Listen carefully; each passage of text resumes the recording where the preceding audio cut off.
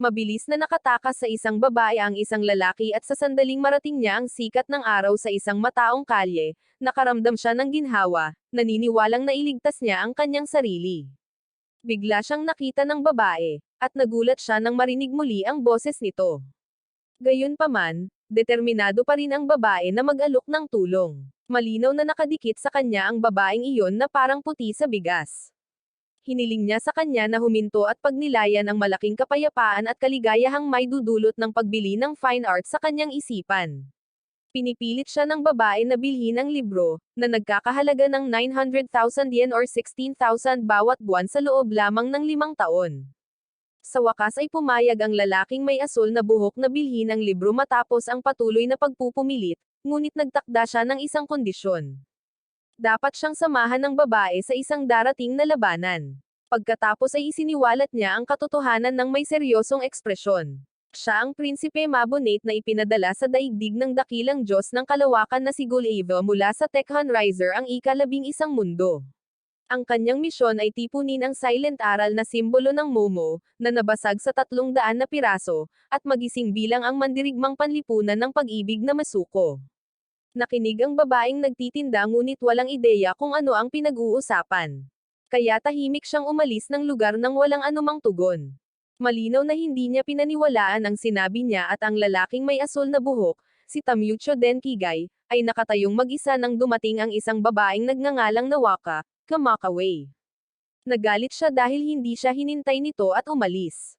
Ipinaalam ni Tamucho kay Nawaka na naganap ang isang pagtambang ng isang makulit na tindera. Gayunpaman, ipinakita niya sa kanya ang manga na balak niyang bilhin, kasama ang isang espesyal na bonus flyer. Sinimulan niya itong hikayatin na sumama sa kanya habang nagsisimula itong mag-daydream. Biglang nakakita ang dalawa ng isang babaeng lumilipad sa ere. Isang pagsabog ang naganap nang lumapag sa lupa ang babaeng may pulang buhok. Agad na nagpakita ang mga halimaw, at nagsimula ang isang labanan sa pagitan nilang lahat. Lahat ay naghihikayat sa kanya at natalo niya ang isang babaeng halimaw sa pamamagitan ng paglantad nito sa sikat ng araw. Nang sandaling iyon, nagpakita ang mga Akihabara vigilantes, sinabihan ang lahat na umalis dahil tapos na ang palabas. Nagtataka silang lahat kung ito ba ay tunay na isang pagtatanghal. Ang babaeng may pulang buhok na nagngangalang Matumi Mayanaka ay umalis nang hindi nakikinig sa anumang komento, isang mahusay na paglabas na parang pagsasara ng kurtina sa isang palabas na walang silbi. Ang tagpuan ay lumipat sa maikling panahon pagkatapos kung saan sina Tamucho at Nawaka ay nakaupo sa isang bangko. Kumakain siya ng masaya na ang tindahan ay may mga limited edition flyers. Gayunpaman, malungkot na nakaupo si Tamucho dahil hindi mahanap ang ninanais na item, dahil bihira ito. Isang pagnanais na maiwasan ang pagsunod ang ipinahayag at nagtanong si Nawaka kung ang nasaksihang pangyayari ay konektado sa mga tsismis tungkol sa mga may bug. Sa mas malalim na pagtalakay sa mga detalye, sinasabing mabilis silang dumarami, pinagmumultuhan at sinakop ng isang madilim na anino. Bukod pa rito, kapag ang isang tao ay naging may bug, nakakakuha ng superhuman na lakas, at sila ay nagiging ligaw, umaatake upang mahawa ang ibang mga tao tulad ng isang vampira or zombie. Kung totoo ito ay magiging isang malaking problema dahil walang ginagawa ang pulisya, at tinawag ito ng mga vigilante na isang palabas. Sa anumang kaso, naniniwala si Tamatsu na ang lahat ng ito ay kalokohan, isang urban legend. Gayunpaman, gusto ni Nawaka na bisitahin ang Cafe Adora sa susunod dahil mayroon silang menu ng kolaborasyon. Ang pagtangging sumama sa kanya ay nangyayari sa sandaling makatanggap ng mensahe sa telepono dahil kinakailangan ang pag-alis. Bagamat may pangakong gugulin ang buong araw na magkasama, ang pangako ay nasa aire ng walang pag-aalala at ang katapatan ay walang salita sa diksyonaryong iyon. Narating nila ang tindahan kung saan matatagpuan ang lahat ng bersyon, kabilang ang isang limitadong edisyon na inilabas lamang sa isang kaganapan sa Ayamori noong nakaraang taon at hindi na muling inilabas dahil hindi ito gaanong popular. Ramdam ang kawalan ng paniniwala sa pagkakatuklas niya ng isang maalamat na bagay. May nakita siyang needle sa isang tumpok ng tinda, at ang needle ay isang kinakalawang na labi. Bago pa man mabili, isang babae na may blonde na buhok ang humablot dito. Pareho silang nagsimulang hilahin ito at ayaw bitawan ng babae, iginiit na ang bagay ang unang natagpuan niya. Napakalakas ng babae kaya hindi ito mabawi ni Tamyucho at pareho silang humihila para makuha ito. Gusto niyang ipinta muli ang bersyong iyon upang tumugma sa orihinal. Napagtanto ng babae na napansin niyang ang bihirang kulay ay naiiba ang pagkakagawa. Gustong-gusto ng babae ang item at nagmakaawa para sa bagay na iyon at nag-ambala si Tamyucho nang makita ang kanyang asset. Samantala, nagawa niyang makuha ang bagay na kilala bilang liver. Isang pang-abala na kasing tanda na ng panahon, ngunit epektibo gaya ng dati at nagsimula siyang umikot sa kaligayahan. Bago siya makaalis, hiniling sa kanya na ibahagi ang higit patungkol sa mga damdaming nakalaan sa bihirang bagay na iyon. Kung imposibleng magmay-ari, ninanais ang isang madamdaming talakayan tungkol sa Live Blue. Dahil pareho silang pinahahalagahan, pinaninindigan ang paniniwala na sila ay magkaibigan na. Pareho silang itinuturing na magkakaibigan na nakatira sa iisang kapaligiran at pareho silang nagpakilala. Sa sandaling magkamayan sila, sinubukan ni Tamyucho na agawin ang bersyon ng figurean mula sa kanya, ngunit bago pa man ito maabot ng kamay, isang pagsabog ang nangyari. Lumabas ang parehong babae, si Matsumi mula sa dati. Tinawag niya si Arese na may bug at sinimulang saktan ito, pinaghihinalaan na may bug siya dahil sa suot na cosplay outfit. Pareho silang nagsimulang mag-away, at naghahampasan ng buong lakas. Pareho silang nahulog mula sa bintana at tumakas si Aresa, ngunit sinundan siya ni Matsumi. Narinig ni Tamyucho ang isang lalaki na binabanggit ang isang pagsabog na naganap malapit sa Cafe Adora. Ang pag-alala na pupunta si Nawaka doon ang susunod na dahilan ng pag-aalala. Tumakbo siya papunta sa Adora Cafe at pagdating, nakitang pinigilan ng pulisya ang lahat na lumapit sa lokasyon.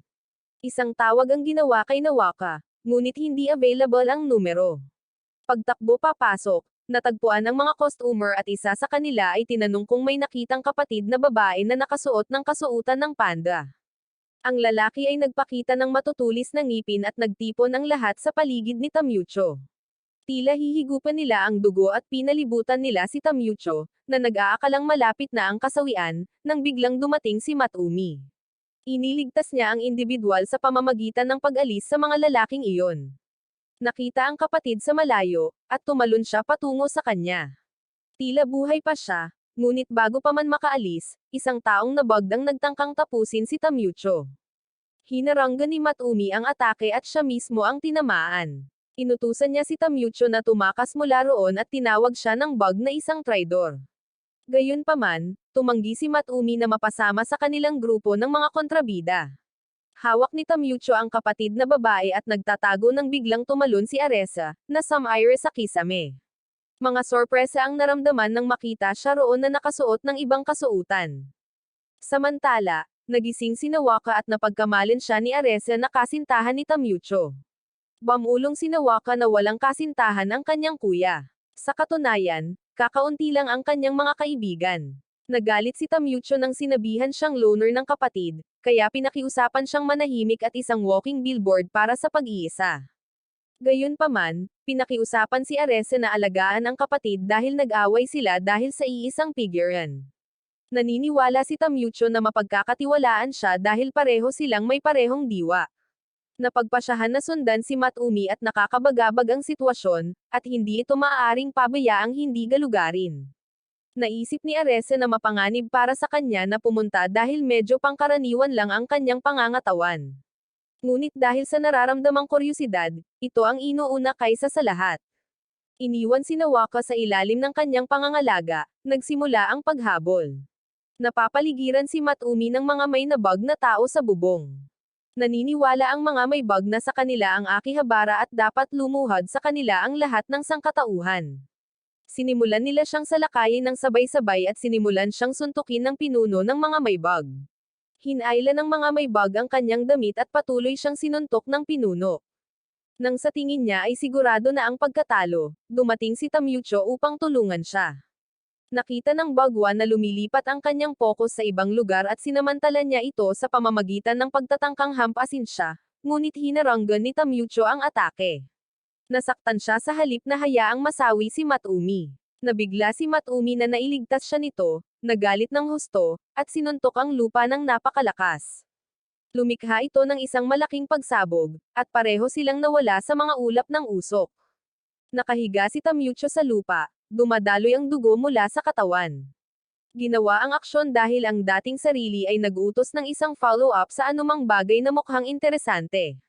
Isang kahilingan ang ginawa kay Matumi na maghatid ng mensahe sa nakababatang kapatid na babae tuwing makikita niya ito, ngunit nangyari ang kasawian bago pa man maibigay ang mensahe.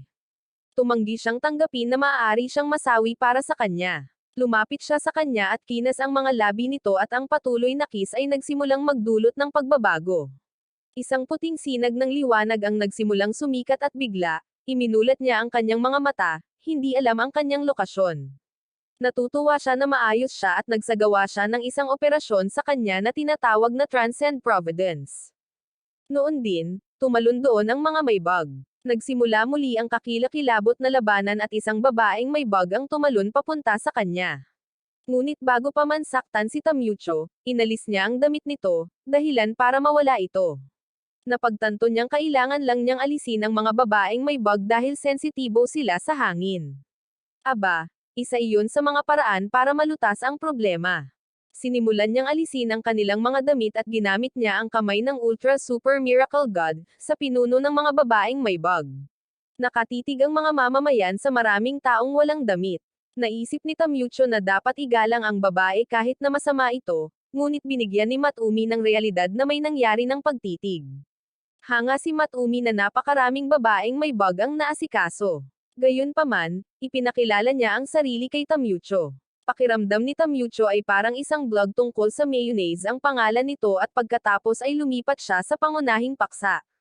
Hindi na sila maaaring mamuhay ng normal dahil nakita na niya ang paranormal na Akihabara at ngayon ay nakatadhana ng magpatuloy sa pakikipaglaban kasama niya sa isang walang katapusang bangungot. Hinawakan niya ang kamay nito at binigyan siya ng ilang damit na maaari niyang isuot. Natuklasan niyang bukas pa rin ang pinakamalapit na tindahan ng damit at hiniling niya rito na sumama sa kanya para magpalit ng damit doon. Naunawaan niya na kakasimula pa lang ng kanilang labanan at pagkatapos magpalit ng damit, ipinaalam nito sa kanya na ang mga taong nakalaban nila ay ang mga may bug, mga uhaw sa dugong nilalang na gumugulo sa kapayapaan sa Akihabara. Napagtanto ni Tamyucho na tama ang mga chismis na narinig niya.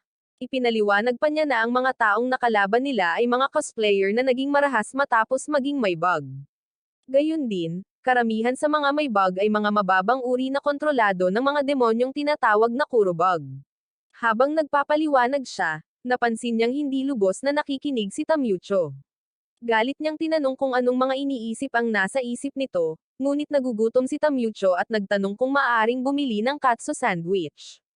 Mayroon siyang one-track mind, at ang track na iyon ay patungo sa pinakamalapit na snack bar.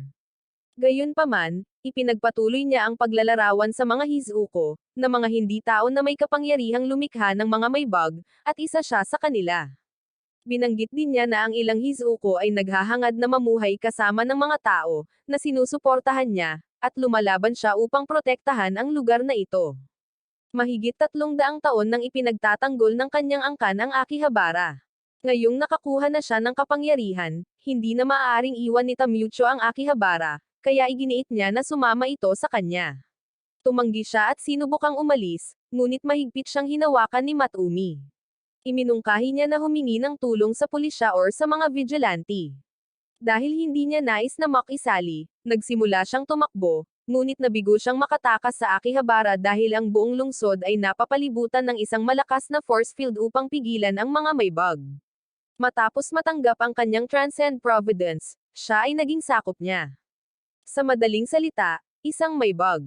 Ang kulay ng kanyang buhok ay patunay nito, kasama ang buhok na kumikinang at nagbubukas ng mga kapangyarihan habang nakikipaglaban, kaya nahirapan siyang paniwalaan ito. Samantala, dumating ang kanyang kapatid na si Nawaka kasama si Aresa. Pumasok sila sa isang lihim na base kung saan natagpuan niya ang isang koleksyon ng mga lumang video game na narinig niya ngunit hindi niya kailanman nalaro. Tuwang-tuwa si Tamyucho at buong-buong nakatuon sa mga laro, hindi pinapansin ang lahat. Tinanong ni Nawaka si Matumi kung ang kanyang kapatid ay talagang hindi na tao. Bago pa man makapagpaliwanag, bumukas ang pinto at pumasok ang isang taong may lilang buhok na nakasalamin. Si Propesor Tasuo Jinrato. Ipinaalam ng propesor kay Tamyucho na ang pagiging nasasakupan ng Haizuko ay nangangahulugan na isa na siyang nasasakupan ng mataas na uri ng bug. Mayroon na siyang kapangyarihang nagbibigay daan sa pagkatalo ng isang nasasakupan ng bug sa isang suntok lamang. Nagulat din ang propesor na pumayag si Matumi na isagawa ang seremonyang ito dahil sa dati niyang pagkadisgusto rito. Nalungkot si Nawaka na hindi natawa ang kanyang kapatid, bagamat naaalala niya na palaging sinasabi ng kanyang ama na nabigo siya bilang isang tao, at ngayon ay ginawa niya itong realidad. Sa wakas ay nagtagumpay siya sa isang bagay, kahit na ito ay isang hindi taong pagkabigo. Pinayuhan ng propesor si Tamyucho na maging mapalad dahil naging isang mas mataas na nilalang. Habang pinag-uusapan ito, pinag-isipan ni Tamyucho kung ano ang mangyayari kung ang kanyang mga damit ay mapupunit, naalala ang iba na bumalik sa normal na mga tao kapag tinanggalan ng damit. Tinanong din niya kung paano posible ang paliligo ng hindi nag-aalis ng damit. Ipinaalam sa kanya ng propesor na ang lihim na base ay may espesyal na shower room na itinayo ng propesor. Dahil siya na ngayon ay nasasakupan ni Matumi, sigurado siyang makikialam sa kanya ang mga nasasakupan ng bug. Kailangan niyang lumaban para ipagtanggol ang sarili, at sinabihan siya nitong sumali sa kanyang grupo ng mga vigilante. Ang mga vigilante ay mga voluntaryong tumayo para ipagtanggol ang Akihabara. Lahat sila ay may iba't ibang tungkulin. Napagtanto niyang natigil siya sa Akihabara at inakala niyang ang paninirahan dito ang tanging pagpipilian at nagpasya siyang tumira dito sa halip na sa bahay. Walang suot na lumabas si Arese mula sa isang bathtub. Nakakita sila ng isang kalapit na bakanteng espasyo at nagpas siyang linisin ito para magkasya ang isa pang tao. Inutusan ni Matumi si Tamyucho na simulan agad ang pagtatrabaho para sa kanya. Bilang miyembro ng grupo ng mga vigilante, dapat sundin ang kanyang mga tagubilin. Nagbabala siya na ang pagsuwi or pagiging walang silbi ay magreresulta sa agarang pagpapatalsik. Inutusan niya itong linisin ang silid at inisip ni Nawaka kung magiging maayos ba ang kanyang kuya. Lumipat ang eksena kina Matumi at Aresa. Ipinakilala ni Aresa ang kanyang sarili bilang miyembro ng grupong vigilante na ito. Gusto rin niyang sumali kay Matumi dahil nakita niya na ang mga figurine sa stand ay ang mga nabasag niya kahapon, na binili at inayos ni Matumi. Talagang gusto niya ang katangiang ito ni Matumi, na pagkatapos ay humingi ng tawad sa kanya. Inatake ni Matumi si Aresa dahil inakala niyang isa rin siyang bug. Niyakap siya ng mahigpit ni Aresa, at idineklara silang mga kasamahan sa koponan, ka-soulmate, at magkaibigan simula ngayon. Sakto, dumating si Tamyucho. Nakapagdesisyon na siya ng pangalan para sa kanilang koponan, isang pangalan na pinag-iisipan niya simula kahapon batay sa pangalan nito at sa pangalang Matumi. Naniniwala siyang wala nang mas hihigit pa rito. Hindi nila gusto ang pangalang pinili niya. Habang nagtatalo sila tungkol dito, dumating ang mga vigilante upang magtanong tungkol sa maraming marahas na pangyayaring nangyayari kamakailan. May impormasyon sila na sangkot ang koponan sa lahat ng ito. Sa halip na linawin ang mga bagay-bagay sa mga vigilante, nagpasya siyang pangalanan ang kanyang koponan ng Electric Mayonnaise at Friends. Ayaw ni Matumi ng katawa-tawang pangalang ito at nalilito ang mga vigilante kung siya ba ay Electric Mail or Shock Tokyo or iba pa. Ngunit nagtataka sila kung inaangkin ba niyang vigilante ang sanhi ng mga insidenteng iyon. Kinaladkad ni Matumi si Tamyucho kasama niya at umalis silang tatlo nang hindi binibigyan ng anumang sagot ang mga vigilante. Nagpasya ang mga vigilante na bantayan sila. Sa kabilang banda, pumunta ang tatlo sa isang restaurant. Pinag-uusapan nila ang layunin ng isang may bug. Tinawag ito ng online news na mga cosplayer na naligaw, kaya hindi maintindihan ni Tamyucho ang nangyayari. Ipinaliwanag ni Matumi na ginagamit nila ang mga kuro bug para lumikha ng mas maraming kakampi at tiyak na sinusubukan nilang sakupin ang Akihabara. Ipinaalam niya sa kanya na ang pangalan ng organisasyon ay Matrodaka. Tuwang-tuwa si Aresa, naniniwalang maraming magagandang bagay ang gusto niyang protektahan. Gayunpaman, ipinahayag ni Tamyucho ang pagnanais na mamili. Naguguluhan siya kung paano siya kumikita ng mag-isa, dahil ang mga vigilante ay hindi binabayaran. Ipinaalam sa kanya ni Matumi na ang Research Institute na kinabibilangan ng propesor ay nagbibigay ng ilang pondo, ngunit halos hindi nito nababayaran ang higit pa sa upa sa kanilang base. Nagulat si Tamyucho nang marinig ito at nagtaka kung paano siya inaasahang mabubuhay. Pinayagan siya ng babae na magtrabaho ng part-time, na nangangako ng sapat na libreng oras. Habang pinag-iisipan ito, isang babae na nagngangalang Mumo Sukumo ang lumapit. Si Mumo Sukumo ay isang sikat na freelance maid na kilala sa iba't ibang maalamat na aksyon. Hinawakan ni Aresa ang kanyang kamay para sa pakikipagkamay at sinabihan siya ni Mumo na bumili ng handshake ticket sa kanyang susunod na konsyerto. Pagkatapos ay sinabi niya kay Tamucho na may alam siyang magandang lugar kung naghahanap ito ng trabaho. Pumunta siya sa ahensyang iminungkahi ni Mumo, nilapitan ang receptionist para sa trabaho. Gusto niya ng isang bagay na napakadali at may malaking bayad. Binigyan siya ng babae ng isang piraso ng papel na may nakasulat na mga detalye ng trabaho. Naalala ni Matumi na may kakaibang signal doon, ang sensor na may bug na ginawa ng propesor. Halos walang silbi ito, dahil kailangan nilang ipakita ang kanilang tunay na kalikasan para gumana ang sensor. Gayunpaman, nagpa siya si Tamucho na tingnan ito. Pumunta sila sa Gun and Military Edigoya, Tokyo. Lahat ay tumitingin sa paligid at medyo matao ang lugar. Ang popularidad ng mga bagay na may temang militar ay nasa pinakamataas na antas. Naniniwala si Tamucho na ito ay isang grupo lamang ng mga mababaw na tagahanga na humahabol sa pinakabagong uso, na walang gaanong kaalaman tungkol dito. Isa siyang eksperto sa paghagis ng mga bato mula sa kanyang bahay na gawa sa salamin.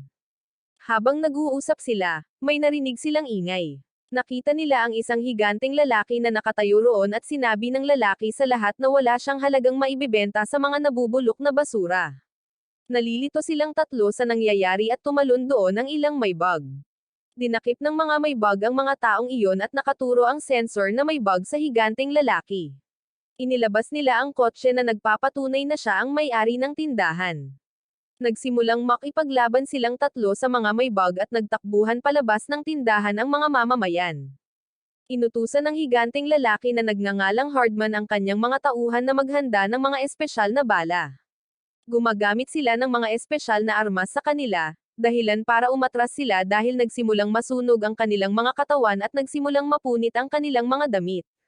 Tumalon sila palabas ng bintana at iniligtas ang kanilang mga sarili. Nang sandaling iyon, dumating ang mga vigilante. Tinanong sila ng babaeng may berdeng buhok, si Sad Obashi, kung nagkaka-problema na naman sila, iniisip kung nagkakasiyahan ba sila ng ganitong oras. Isang payat na lalaki, si Shuhi, ang tumangging hayaan ang ilang mga random na nanghihimasok na gawin ang gusto nila, sa paniniwalang sisirain nito ang magandang reputasyon ng mga vigilante ng Chudori. Habang nag-uusap sila, tumangala sila at may bumagsak sa kanila. Agad silang tumakbo palayo, at doon naganap ang pagsabog. Nagtaka si Sad Obashi kung ano iyon at ipinaalam ni Matumi sa kanya na sila ang mga may bug. Naalala nilang isa itong urban legend at isang babaeng nakatayo kasama si Sad Obashi na nagngangalang Kuzakora ang nakarinig na isa itong urban legend. Nasa kanila na kung maniniwala sila sa kanya or hindi, ngunit ang totoo ay nasa panganib ang Akihabara. Sinabi sa kanila ni Arese na sila ni Tamucho ay naglalaban para protektahan ang Akihabara.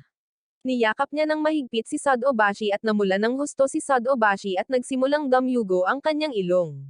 Pinigilan niya itong umalis at ipinaalam sa kanila ang kanyang desisyon na tulungan sila, kahit na hindi siya naniniwala sa kalokohan ng may bug na ito. Gayunpaman, may plano si Tamucho sa isip. Kahit na mabaigo sila, maaari niya itong buhayin muli tulad ng noong nakaraan. Nagpakita ang mga halimaw, kaya si Aresa ang yumako ng responsibilidad sa paghawak sa labas ng lugar. Pumasok silang lahat upang lumaban at nagpa siya si Matumi na hawakan ang mga gilid ng bangkita habang kailangan nilang harapin si Hardman. Sinimulan niya silang hampasin gamit ang kanyang sandata. Sinugod ni Tamucho si Hardman gamit ang kanyang kamay na Royal Ultra Super Miracle God at inalis ang damit ni Hardman. Ito ay napatunayang isang desperation hit at nagpasalamat siya kay Sad Obashi, na nakaupong walang suot sa gilid, at hinihingi ang buong responsibilidad para dito. Samantala, bumalik si Hardman sa pagiging normal na tao at ipinaliwanag ni Matumi na ang mga hindi gaanong may bug na sinasapian ng Kura bug ay babalik sa pagiging normal na tao pagkatapos matanggal ang suot. Gayunpaman, ang mga high-class bug at ang mga Hoko ay maglalaho kung matanggal. Kaya walang posibilidad na bumalik sa pagiging tao para sa kanila. Sinabi niya kay Tamucho na pareho lang siya at humingi ng tawad sa hindi niya pagpapalam sa kanya ng mas maaga. Sa halip na mag-isip ng negatibo, positibo niya itong tiningnan at naisip na marahil ay nangangahulugan ito na dapat siyang makakita at bumili ng lahat ng uri ng bagay para wala siyang pagsisisi. Naniniwala siyang kailangan niyang maghanap ng trabaho at kumita ng maraming pera para matupad ang bawat kahilingan. Sinabi niya kay Matumi na dapat silang bumalik muli sa ahensya. Iniisip niya kung isa ba talaga siyang walang isip at sa kabilang banda, pinunit ni Aresa ang mga damit ng mga may bag. Ibinahagi ito ng news channel na Gun Uber bilang isang gulo sa mga lansangan ng Akihabara. Binabanggit ang mga mapagkukunan na ito ay isang labanan ng mga otako ng militar. Si Masuto Nikora ay isang reporter na nagsumite ng balita at sa tingin ni Tamucho, ang balita ay mukhang pilit kahit gaano pa nila ito subukang ipaliwanag. Naniniwala siya na ang pagkontrol sa impormasyon ay talagang lumalayo na sa kontrol. Isang babaeng nakatayo malapit sa kanya ang nagsabi sa kanya na trabaho niyang alamin kung paano. Hindi inaasahan ng babaeng nakasuot ng sombrero na ganoon kadaling mapatalsik ang miyembro ng high class na Metro Pika. Napagtanto niyang kailangan niyang gawin ang susunod niyang gagawin. Pumasok si Tamucho sa silid at pinagmasdan si Nawaka na nanunood ng konsyerto ni Loisa. Gayunpaman, hindi niya personal na kilala ang performer. Pumasok si Aresa at ipinaalam sa kanya ang tungkol kay Loisa, isang idolo ng Akihabara na siyang center performer para sa GNZ34. Kasalukuyan siyang sumisikat dahil sa kanyang kaakit-akit na anyo at sa kanyang kakaibang tahimik na kilos sa mga fan meet and greet event. Hinihintay ni Matumi si Tamucho, na tila nakasuot ng kompletong combat attire sa konsyerto. Sabik na inaabangan ni Matumi ang kanyang pagbabalik at tinanong kung nasaan siya. Dumalo si Tamucho sa konsyerto ni Loisa kahit na nangako siyang magpatrol sila ngayon. Gumagawa siya ng ibang mga plano kahit dapat ay gumagawa siya ng mga plano para sa digmaan. Naghahanda na siya ngayon na panoorin ang broadcast ng review ng konsyerto ni Loisa para mag-iwan ng mga komento. Naalala niya na ang konsyerto ay talagang kamangha-mangha, lalo na ang huling 5 segundo, na hindi malilimutan. Ang patuloy na pagbabalik tanaw niya sa konsyerto ay ikinagalit ni Matumi, na nag-udyok sa kanya na umalis. Pumunta siya sa isang burger shop at nagsimulang kumain ng labis ng mga burger. Kinakain niya ang kanyang nararamdaman na parang nasa oras na ang mga ito. Pinagsisisihan niya ang pagliligtas kay Tamucho ngayon, sa paniniwalang hindi ito karapat-dapat sa pagsadyap. Samantala, nakaupo si Tamucho sa isang restaurant na nakikinig sa bagong kanta ni Loisa. Isang lalaking may pulang bandana na nagngangalang Kagisan ang lumapit. Nang makita siyang nasisiyahan sa musika, iminungkahi ni Kagisan na pakinggan ito gamit ang mas dekalidad na kagamitan. Nag-alok si Kagisan ng sarili niyang kanal type in-ear speakers. Nagkamali si Tamucho sa paniniwalang kanal type ang mga ito at walang isip na sinubukang ilagay ang mga ito ng mali. Bilang isang tunay na estudyante ng audio kung hindi man anatomy, inutusan siya ni Kagisan na ipasok ng maayos ang mga earphone sa kanyang mga tainga. Napansin niyang mahusay ang kalidad ng tunog at agad na pumunta sa superstore para bumili ng isang pares para sa kanyang sarili. Nang makita ang mga presyo, napagtanto niya na medyo mahal ang mga dekalidad na earphone. Nagpasya siyang maghanap ng kakaiba, sinuri niya ang iba't ibang mga item at nakakita ng isang pambihirang pares ng headphone. Natigilan siya nang makitang ang mga headphone ay nagkakahalaga ng 300,000 yen. Tinanong niya ang tindero kung bakit mataas ang presyo at nakangiting sinabi ng tindero kay Tamucho na hindi ito headphones, ear speakers ito. Umuwi siya at habang nakikinig ng musika, tinanong ni Nawaka kung nakuha na niya ang bagong headphones. Pakiramdam niya ay isang mahalagang pangyayari ang nagawa niya at sinabi niya sa kanila na ear speakers ito, hindi headphones. Nakaupo si Kagisan sa isang bar kasama ang iba at ang pagkakita kay Tamucho na may ear speakers ay nagpapaniwala sa kanila na mahaharap siya sa mga kahirapan, dahil sinasabing ang daan patungo sa impyerno ay puno ng mga mahilig sa audio. Sa kabilang banda, si Tamucho ay nag-iisa sa kanyang silid, humanga sa umuunlad na teknolohiya ng tunog. Siya na ngayon ang may-ari ng sukdulang ebolusyon sa mga speaker, ang perpektong pag-playback ng mga tunog na hindi kayang i-play ng tainga ng tao. Mayroon din siyang limited edition na half-speed master disc na na-master mismo ng maalamat na si Ted Phelan. Naniniwala siya na madali itong maibibenta sa halagang 10,000 yen sa isang subasta. May-ari rin siya ng isang vinyl, kaya't napagtanto niya na ang visual appeal ng gadget na ito ay nangangailangan ng paghahanap ng isang tao. Mayroon din siyang purong gintong audio cable kasama ang isang mahiwagang bato na nagpapabuti sa kalidad ng tunog sa pamamagitan ng paglalagay nito sa player. Gumagana ito sa pamamagitan ng pamamahagi ng isang espesyal na particle sa hangin upang hubugin ang mga sound wave. Nalulunod siya sa mga aksesorya ngunit nagugutom sa sentido komon. Matapos ituloy ang sining ng audio hanggang dito, narating niya ang katotohanan. Pinakamainam na maranasan ang mga kanta ng idol ng live. Habang nasa konsyerto, naobserbahan niya ang pagkakaisa ng mga manunood at ang kanilang nakatutok at time na atensyon sa isang tao, na itinuturing niyang tunay na idol fandom. Umuwi siya pagkatapos ng konsyerto at nakita ang kanyang credit card bill na nakahiga sa lupa.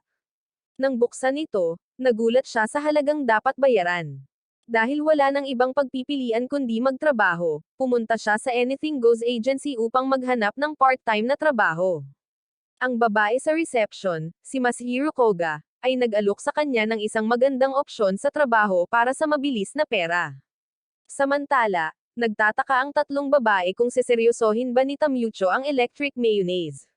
Alam ni Nawaka na maaaring mahumaling si Tamucho sa isang bagay at mawala sa paningin ang lahat ng iba pa.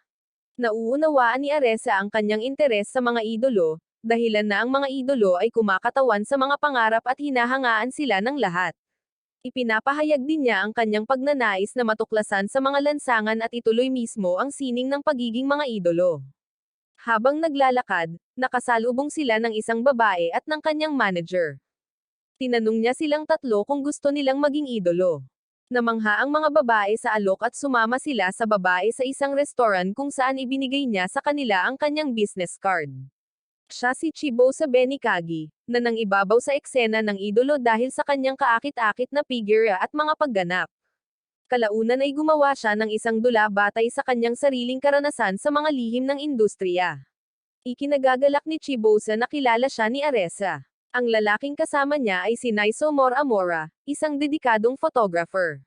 Nakikita niya sa loob ng tatlong babae ang potensyal ng isang hindi pa nabubutas na hiyas. Tinawag niya silang isang trio ng mga idolo na naghahandang lumipad sa hinaharap. Tinanong niya kung interesado silang magdebo bilang mga idolo. Agad na tumanggi si Matumi, ngunit pumayag si Aresa at pumayag kay Chibosa na silang tatlo ay magiging mga idolo at ang nagniningning na mga bituin ng Akihabara. Binigyan niya silang tatlo ng pangalang Mania at inutusan niya silang magpalakas ng tibay dahil walang idolo ang magtatagumpay ng walang magandang pangangatawan. Nagsimula silang mag-jumping rope upang mapabuti ang kanilang tibay. Pagkatapos ay pinapractice sila ni Chibosa ng pakikipagkamay at pinagagawa rin niya sila ng mga ehersisyo sa pag-akyat. Kalaunan, kinunan sila ng litrato ng lahat. Nagbibigay sila ng magagandang pose para sa mga litrato at pagkatapos ng lahat ng aktibidad, kumakain na sila, na isang uri ng material para sa kanilang image video. Pumunta si Tamucho kay Masahiro para sa isa pang trabaho at binigyan niya ito ng trabaho na maglinis ng isang gusali. Sa changing room, pumipili ang tatlong babae kung aling swimsuit ang isusuot. Hindi maaaring magsuot ng swimsuit si Matumi, dahil masasawi siya kung masyadong malantad ang balat, kaya tumanggi siyang sumali sa swimsuit modeling. Gumawa ng plano si Aresa, pinasuot niya ito ng natatakpang swimsuit. Sinimulan ni Naiso ang photoshoot nila at binigyan siya ni Aresa ng mga mapang-akit na pose para sa shoot. Hiniling ni Naiso na tanggalin niya ang kanyang pang-itaas at susundin na sana niya, ngunit pinigilan siya ng dalawa pang babae, sinabing hindi ito katanggap-tanggap. Napagtanto ni Aresa na ang labis na pagpapakita ngayon ay walang maiiwan na sandalan kung sakaling bumagsak ang kanyang karera sa kalaunan. Lumapit si Chibosa, ipinaalala sa kanila ang kanyang naunang pahayag. Walang idolo ang magtatagumpay ng walang magandang katawan. Pinuna siya ni Aresa at ni Nawaka, sinabing hindi niya ipinaalam sa kanila ang tungkol sa kinakailangang ito para sa shooting. Binalaan sila ni Chibosa na gagamitan sila ng puwersa kung lalaban sila at hindi tutuperan ang mga hinihingi. Pagkatapos ay tinanggal ng dalawa ang kanilang mga maskara. Pareho silang mga may bug at nagbabalak na kontrolin ang Akihabara gamit ang isang labis na nagpapakita ng katawan na idolo bilang figure. Dahil nabigo ang kanilang plano, nagpasya silang simulan ang pag-atake. Sinubukan ng shower squad na naruroon na tulungan ang mga babae mula sa mga bug, ngunit napatunayang napakahina nila at ang kanilang lakas ay kahanga-hanga tulad ng basang papel. Aatakehin na sana ng mga bug si Nawaka, ngunit mula sa kung saan, dumating si Tamucho upang iligtas ang kanyang kapatid.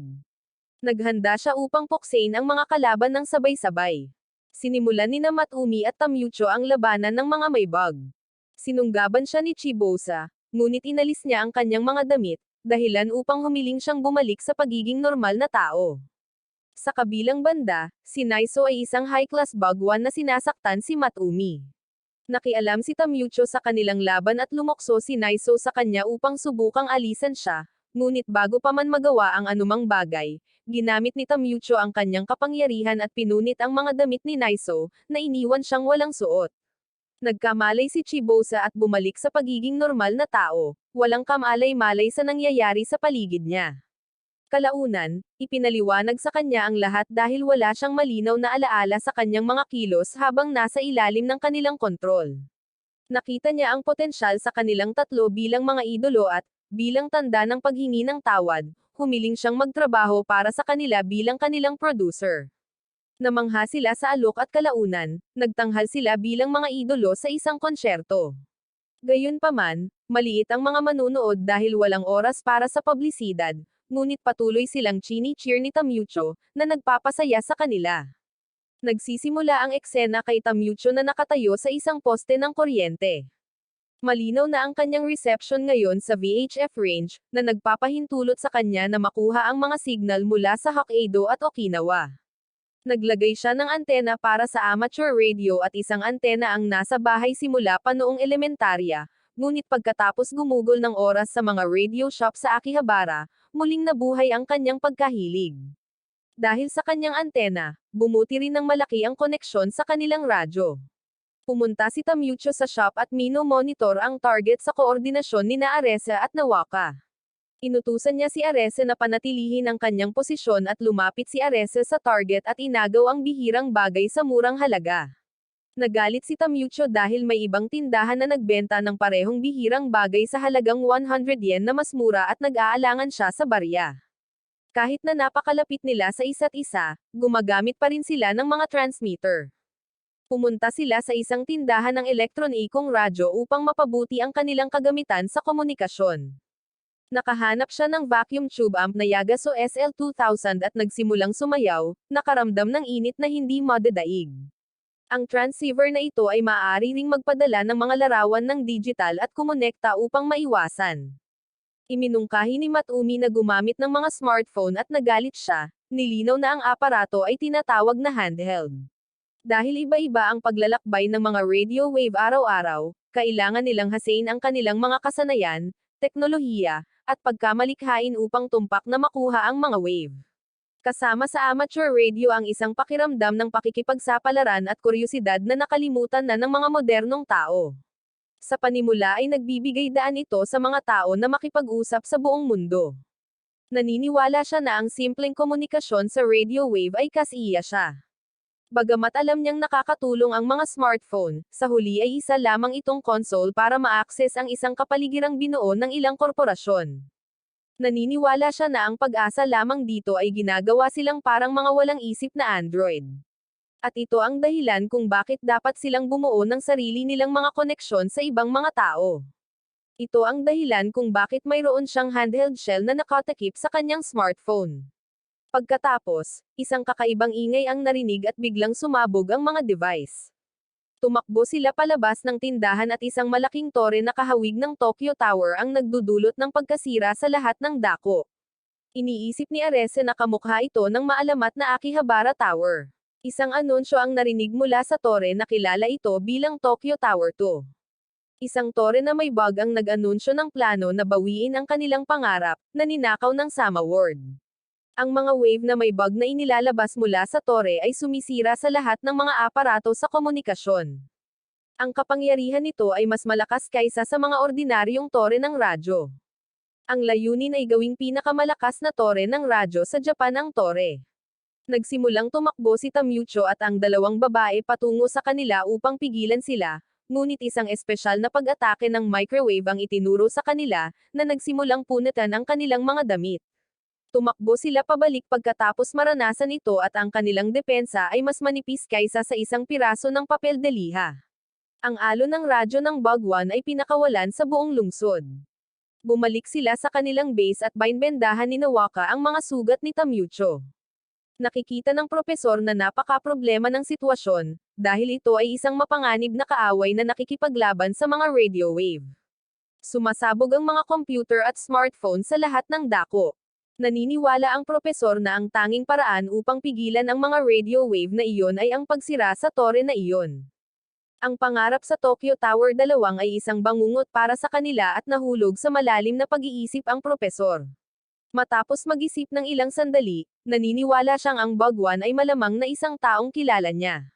Nabigla ang lahat nang marinig ito at nagpa siya ang propesor na humingi ng tulong sa kanyang guro noong siya ay nasa Tsukuba, kung saan siya ay isang mananaliksik.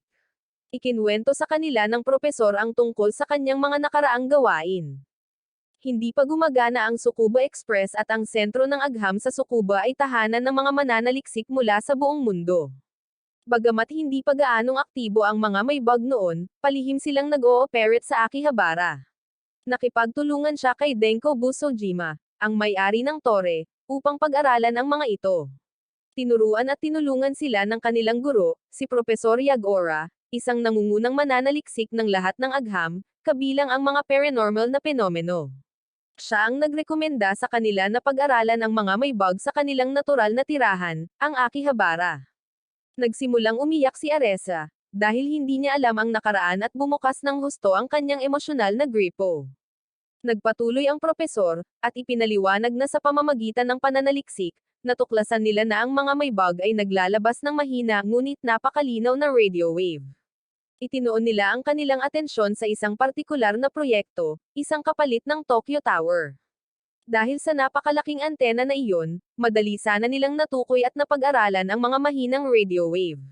Ginagastos ni Denko at Profesor Yagora ang lahat ng kanilang personal na ipon upang subukang dalhin ang tore sa Akihabara. Matapos ang labis na pagsisikap, napagtanto ni Matumi na ito ang dahilan kung bakit masyadong nakatuon si Denko sa tore. Marami ring kaalaman si Profesor Yagora tungkol sa mga radio wave. Kaya, naniniwala siyang dapat din itong magkaroon ng solusyon para sa kasong ito.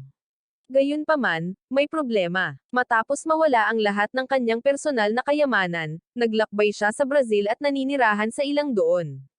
Gayun din, dahil sa tore, hindi nila magamit ang telepono or magpadala ng email.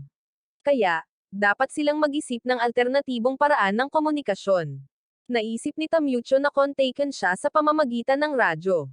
Nagdududa si Matumi kung makakarating ba talaga siya sa kabilang panig sa pamamagitan ng radyo. Sigurado si Tamucho na magagawa nila ito kung susubukan nila. Sa gabi, bumuo sila ng isang estratehiya para sa pakikipag-ugnayan sa Brazil. Bagamat hindi ito simple, mayroon silang lahat ng kinakailangang kagamitan. Gayunpaman, hindi nila makontrol ang panahon at mga kondisyon ng ionosphere. Nagsimulang manalangin si Aresa sa mga Diyos ng Hapon upang kontrolin ang araw, ngunit wala itong epekto. Pinag-usapan nila kung paano maghatid ng mga radio wave sa Brazil. Ang mga radio wave ay karaniwang naglalakbay lamang sa isang tuwid na linya, kaya walang paraan upang maabot ang kabilang panig ng daigdig. Dito nila ginagamit ang ionosphere na matatagpuan sa mataas na kalangitan. Ito ay isang layer ng atmosfera na na-ionize ng mga ultraviolet ray ng araw at iba pang mga salik. Ito ay nagre-reflect ng mga radio wave na katulad ng kung paano nagre-reflect ng liwanag ang isang salamin. Ang panahon, oras ng araw, at iba pang mga aspeto ay maaaring magpakapal sa salamin na ito, na nagpapahintulot sa isang kadena ng mga refleksyon na maghatid ng mga radio wave sa kabilang panig ng mundo. Gayunpaman, kahit na ganito, napakalayo ng Timog Amerika, kaya ang komunikasyon sa boses ay hindi magiging makatotohanan. Nagpasya silang gumamit ng Morse code, ngunit hindi sila maaaring mag-usap gamit ang Morse code maliban kung sasagot si Profesor Yeguda. Sinisikap ni Tamucho ang kanyang makakaya, ngunit wala silang natanggap na sagot. Hiniling ng propesor kay Nawaka na tanggalin ang coaxial cable at isaksak ang numero 3. Inutusan niya si Matumi na kunin ang kahon mula sa ilalim ng hagdanan at inutusan si Aresa na suriin ang rotator, na hindi gumagana ng maayos. Umakyat si Arese sa poste habang nananalangin kay Mr. Ionosphere na tulungan silang iligtas ang Akihabara. Lahat ay labis na pagod at ang mga mata ni Tamyucho ay namumula na parang mansanas dahil sa kakulangan ng tulog. Kinabukasan, bago sila magising, nagdala si Nawaka ng ham pizza, na labis na ikinatuwa ng lahat. Nakakuha siya ng trabaho sa pizza shop para sa araw na iyon. Tumingin siya sa paligid ng kalat sa silid, napagtanto na may ginagawa silang isang seryosong bagay. Ang mga toxic wave mula sa bagong antena ay tiyak na nagdulot ng kaguluhan sa Akihabara. Ngunit tila hindi ito naapektuhan dahil ang lokasyon sa ilalim ng lupa ay nagpapahina sa epekto, at ang propesor ay mayroon ding ilang proteksyon na nakapaloob sa mga dingding. Pumunta si Nawaka sa workstation ni Tamyucho at sinimulan niyang hawakan ang mga module, na aksidenteng nagpadala ng signal. Dumating ang tugon mula sa propesor at nakikinig si Tamyucho at ipinaalam kay Propesor Tasojin na magsulat. Pagkatapos matapos ang code, tiningnan nila kung ano ang natanggap. Tila isang kakaibang code at naisip ni Tamyucho na maaaring isa itong acronym. Pinag-iisipan nilang lahat ito at bamulong si Arese na hindi niya naintindihan ang kahulugan habang kinakain ang huling piraso ng pagkain. Ang mga prioridad ng isang tunay na henyo at sinunggaban siya ni Propesor Tasojin dahil iyon ang ibig sabihin ng mga code word. Walang nakakaintindi sa kanyang ginagawa at isinalaysay sa kanila ni Propesor Tasojin ang kahulugan ng code na iyon. Nakatayo si Obejima sa tore, masaya dahil lahat ng radio wave sa Akihabara ay kanya. Bigla, nagsimulang magingay ang mga may bug. Kinuha niya ang kanyang esteskopyo para tingnan kung ano ang sinusubukan nilang sabihin sa kanya. Nakita niya ang tatlong kakaibang nilalang na nakatayo sa harap ng tore. Gumamit siya ng microwave gun sa kanila, ngunit tila hindi sila nasaktan. Ang mga kasuotan na suot nila ay aluminum foil armor, na ganap na humaharang sa kanyang mga radio wave. Labis na nagpapasalamat si Propesor Tasojin kay Propesor Yegoda sa pagbibigay ng pahiwatig tungkol sa aluminum foil dahil ganap na pinapaslang ng aluminum ang mga radio wave.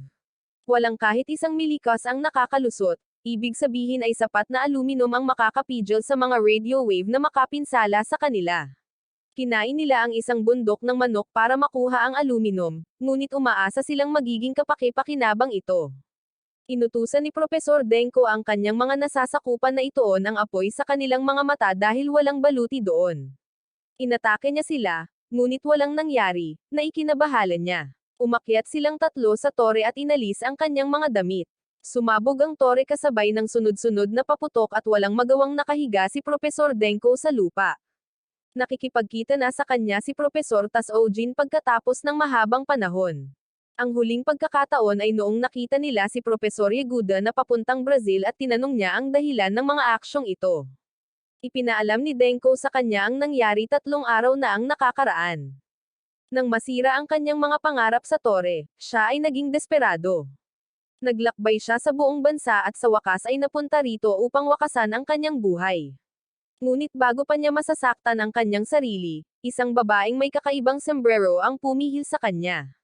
Sinabihan niya itong huwag masawi dahil matutupad ang kanyang mga pangarap at inabot ito sa kanya. Nang hawakan niya ang kamay ng babae, nataranta ito, at ang sumunod na nalaman niya ay nagkakalat na siya ng mga alon sa toreng iyon. Nagsimula siyang umiyak at nang mapagtanto niyang nakagawa siya ng mga kakilakilabot na bagay, tiniyak sa kanya ni Propesor Tasojin na tatawagan siya para linisin ang kanyang pangalan. Sinubukan siyang pakalmeyan ni Tasojin sa pamamagitan ng pag-imbita sa kanya para uminom at magkwentuhan. Kalaunan, habang ang 89.3 MHz mini broadcast ng Electro Studio, ang DJ Tamyucho ay live mula sa Akihabara. Ang kanyang mga bisita ay ang napakasikat na lokal na idol trio na tinatawag na Manias. Inimbitahan niya sila dahil ang bilang ng mga na-download ng kanilang bagong kanta ay umabot sa 3 digit, na isang napakagandang tagumpay.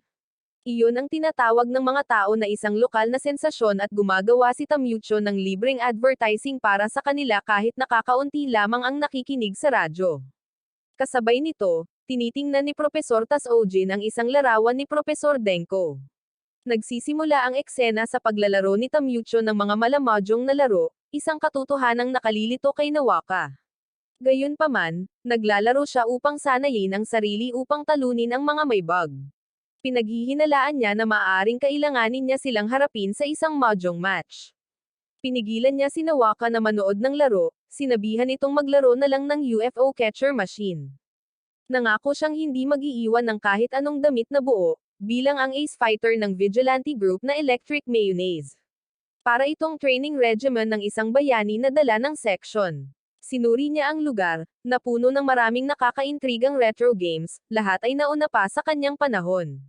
Umupo siya para maglaro ng Street Fighter 2, isang larong dati niyang nilalaro sa kalapit na tindahan ng candy. Nagsimula siya ng laban at nagsimulang makipaglaban. Bagamat hindi na niya matandaan ang maraming galaw ngayon, natuklasan niya na may isang bata na naglalaro ng vintage game at determinado siyang durugan ang kalaban anuman ang kanilang pagkakakilanlan. Sa pagsisimula ng unang round, agad siyang natalo ng husto. Tumanggi siyang tanggapin ang pagkatalo, sinisisi ang makina sa pagiging may depekto, isang karaniwang sinasabi ng bawat natalong mandirigma. Nilapitan siya ng kanyang kalaban pagkatapos ng tagumpay, na sinasabing walang sino mang nagrereklamo tungkol sa makina ang naging maayos or bumuti. Pagkaalis ng bata, napagtanto niyang nakita na niya ang batang iyon noon. Kalaunan, pumunta siya kay Nawaka, na nanalo ng maraming premyo. Bago pa niya makuha ang stuffed toy, isang pader na salamin ang nagpakita doon. May kakaibang bumaba mula sa kisame at kinuha siya palayo. Natigilan siya sa pagdedesisyon kung babasagin ba niya ang bintana or hihintayin ang pagbabalik ni Nawaka. Pagkatapos, nagpakita ang batang si Matsoko. Napansin niya na hindi niya nataman ang makina sa pagkakataong ito, na nagpapahiwatig ng mabilis na paggaling. Nagalit si Tamyucho nang makita si Matsoko at nagsimulang ipaalam sa kanya ng kanyang detector ang tungkol sa isang Diyos. Bago pa niya ito matamaan, bigla na lamang itong nawala.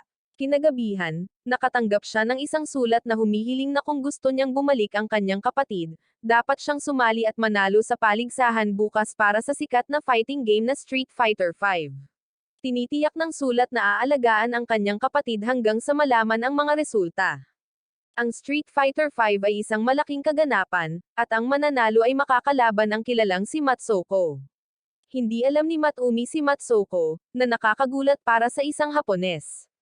Ipinakita sa kanila ni Arese si Matsoko, na idineklara siyang pinakamaganda at pinakamalakas na gamer girl ng milnyong ito.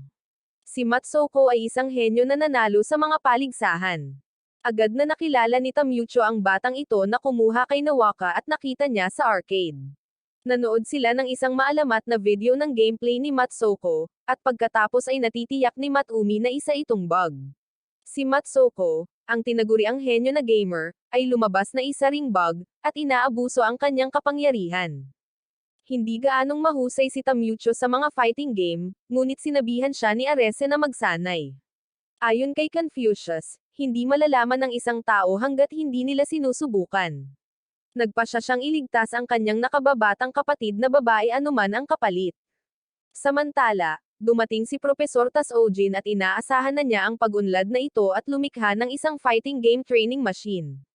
Dinala niya ito sa training machine number 1 at hindi maintindihan ni Matumi kung paano makakatulong ang treadmill na ito sa pakikipaglaban. Matapos ang ehersisyo at masugatan, dinala niya ito upang sanayin ang kanyang mga reflexes gamit ang pangalawang makina. Dapat natamaan ni Aresa ang mga bola, ngunit ang bawat bola ay nakakasakit lamang kay Tamyucho. Ang susunod na ehersisyo ay ang pagsasanay sa kanyang katatagan, na susundan ng pagsasanay upang makayanan ang pressure. Kalaunan, pinasanay niya rito ang mga paa at kamay nito upang makayanan ang mahahabang oras ng pakikipaglaban. Kaagad pagkatapos nito, dinala niya ito upang sunugin sa tulos. Labis na nagdurusa si Tamyucho ngunit tumatangging masawi bago iligtas ang kanyang kapatid. Ang kanyang training montage ay parang isang insurance na panloloko. Ang pagsasanay ay mas tumpak na inilarawan bilang isang pagpapahirap at patuloy siyang nag-eensayo buong gabi at na-master ang maalamat na 16 na hit kada segundo. Kalaunan, nagsimula ang pinakaunang Akiba Weiwaya Cup Evolution Fighting Tournament. Ang caster ay si Masahiro kasama ang commentator. Hindi makapaniwala si Tamyucho kung gaano siya kakalma, dahil pakiramdam niya ay maaari pa siyang manalo sa isang round robin. Sinimulan ni Masahiro ang unang round na kumakatawan sa Estados Unidos, si Frog Ozma ay humaharap sa Youngblood Tamyucho. Pumunta si Tamyucho sa battleground upang simulan ang laro. Sa pagsisimula ng unang laban, determinado si Tamyucho na manalo ng mabilis, ngunit ang nanalo ay si Frog Ozma. Natigilan ang lahat dahil sa sobrang kumpiyansa niya, ngunit natalo pa rin. Mas mabilis na natunaw ang kumpiyansa kaysa sa asukal sa mainit na tsaa. Nagpahinga si Tamyucho ng buong gabi upang magsanay para sa Weiwei Cup Fighting Game Tournament kahit na natalo siya sa unang round. Hindi na siya natalo sa consolation match at sa mga natalo sa round upang maabot ang huling laban. Natalo ni Tamyucho si Inferno, ang inaasahan ng lahat na maging finalist, para umakyat sa tuktok ng torneo. Nakamit niya ang karapatang hamanin si Matsoko, ang henyo sa paglalaro. Bago magsimula ang laban sa pagitan nila, naglalaro siya para mabawi ang kanyang kapatid, ngunit itinanggi nito na alam niya ang kanyang sinasabi. Gayunpaman, hinihintay niya ito, may nararamdamang kakaiba sa kanya nang makita niya ito. Habang patapos ang countdown, nagsimula ang laban. Patindi ng patindi ang laban at unang suntok ang ibinigay ni Tamyucho sa kanya. Masaya ang lahat, ngunit mabilis na natapos ang kanilang kagalakan nang malaman nilang ganito pala ginugugol ni Matsoko ang unang round. Sa pamamagitan ng pag-aaral sa kalaban, natalo si Matsoko sa marami sa mga unang round sa best of 3 matches, simula sa pagpapahintulot sa kalaban na gawin ang gusto nila upang suriin ang kanilang estilo ng pakikipaglaban. Nabigla si Tamyucho nang malaman niyang sinasadya niyang ay patalo ang unang round. Nagsimula ang ikalawang round at ibinunyag ni Matsoko ang kanyang tunay na kasanayan at nahaharap si Tamyucho sa matinding kahirapan. Nanalo siya sa ikalawang round at tinalo si Tamyucho nang hindi gumagamit ng mga espesyal na galaw. Napagtanto niyang tunay ngang napakalakas nito, dahil ito ang pinakamalakas sa mundo, at hindi nila siya tinatawag na pinakamalakas sa milenyo ng walang dahilan. Naniniwala si Matsoko na mas makakabuti pa rin ito ngunit hindi sapat ang kanyang pagsisikap. Inalis niya ang kanyang hoodie at nagtaka sina Matumi at ang iba pa kung bakit niya inalis ang kanyang damit. Alam ni Arese na sinusunod niya ang sinaunang Chinese martial art na Fists of Shame. Sa kasaysayan ng paglalaro, ang maalamat na Master Mahjong na si John Qi noong panahon ng 16 na kaharian, at sa Japan, ang Shogi Master ng panahon ni Edito na si Mataro the Viper, ay parehong gumamit nito. Inaasahang aabutin ng 30 taon ng pagsasanay upang maging dalubhasa sa sining na iyon, ibig sabihin ay tiyak na isang henyo si Matsoko. Hindi nagpakita ng hiya si Matsoko sa paggawa nito at inalis din ang kanyang pantalon, naniniwalang ito ang kagustuhang manalo at naghihiyawan ang mga manunood para sa kanya. Nagsimula ang ikatlong round at hindi makareact ng mabilis si Tamatsu. Hindi mapigilan ang kanyang pagsalakay at patuloy siyang nagtataka kung wala na siyang magagawa. Nang sandaling iyon, nagpasya siyang alisin ang kanyang sariling damit. Sinubukan ni Matumi na ipaalala sa kanya na masasawi siya kung ay lalahad niya ang kanyang sarili. Naabutan ni Tamyucho si Matsoko at naging matindi ang labanan. Pareho silang pantay ang tugma, ngunit ilang sandali pa, isang tama na lang ang kailangan para matapos siya. Bigla, tumayo si Tamyucho sa kanyang mga kamay, dahilan para magtaka ang lahat kung nabaliw na ba siya at nagsimula siyang umikot. Napagtanto ni Arese na ang pagsasanay ay para sa galaw na ito. Patuloy niyang pinipindot ang mga buton at sinimulang sipain si Matsoko sa laro. Sa mismong sandaling iyon, nanalo siya sa kamanghamanghang laban, na ikinagulat ng lahat. Sa sandaling manalo siya, nagsimula siyang sumigaw dahil malapit na siyang masawi.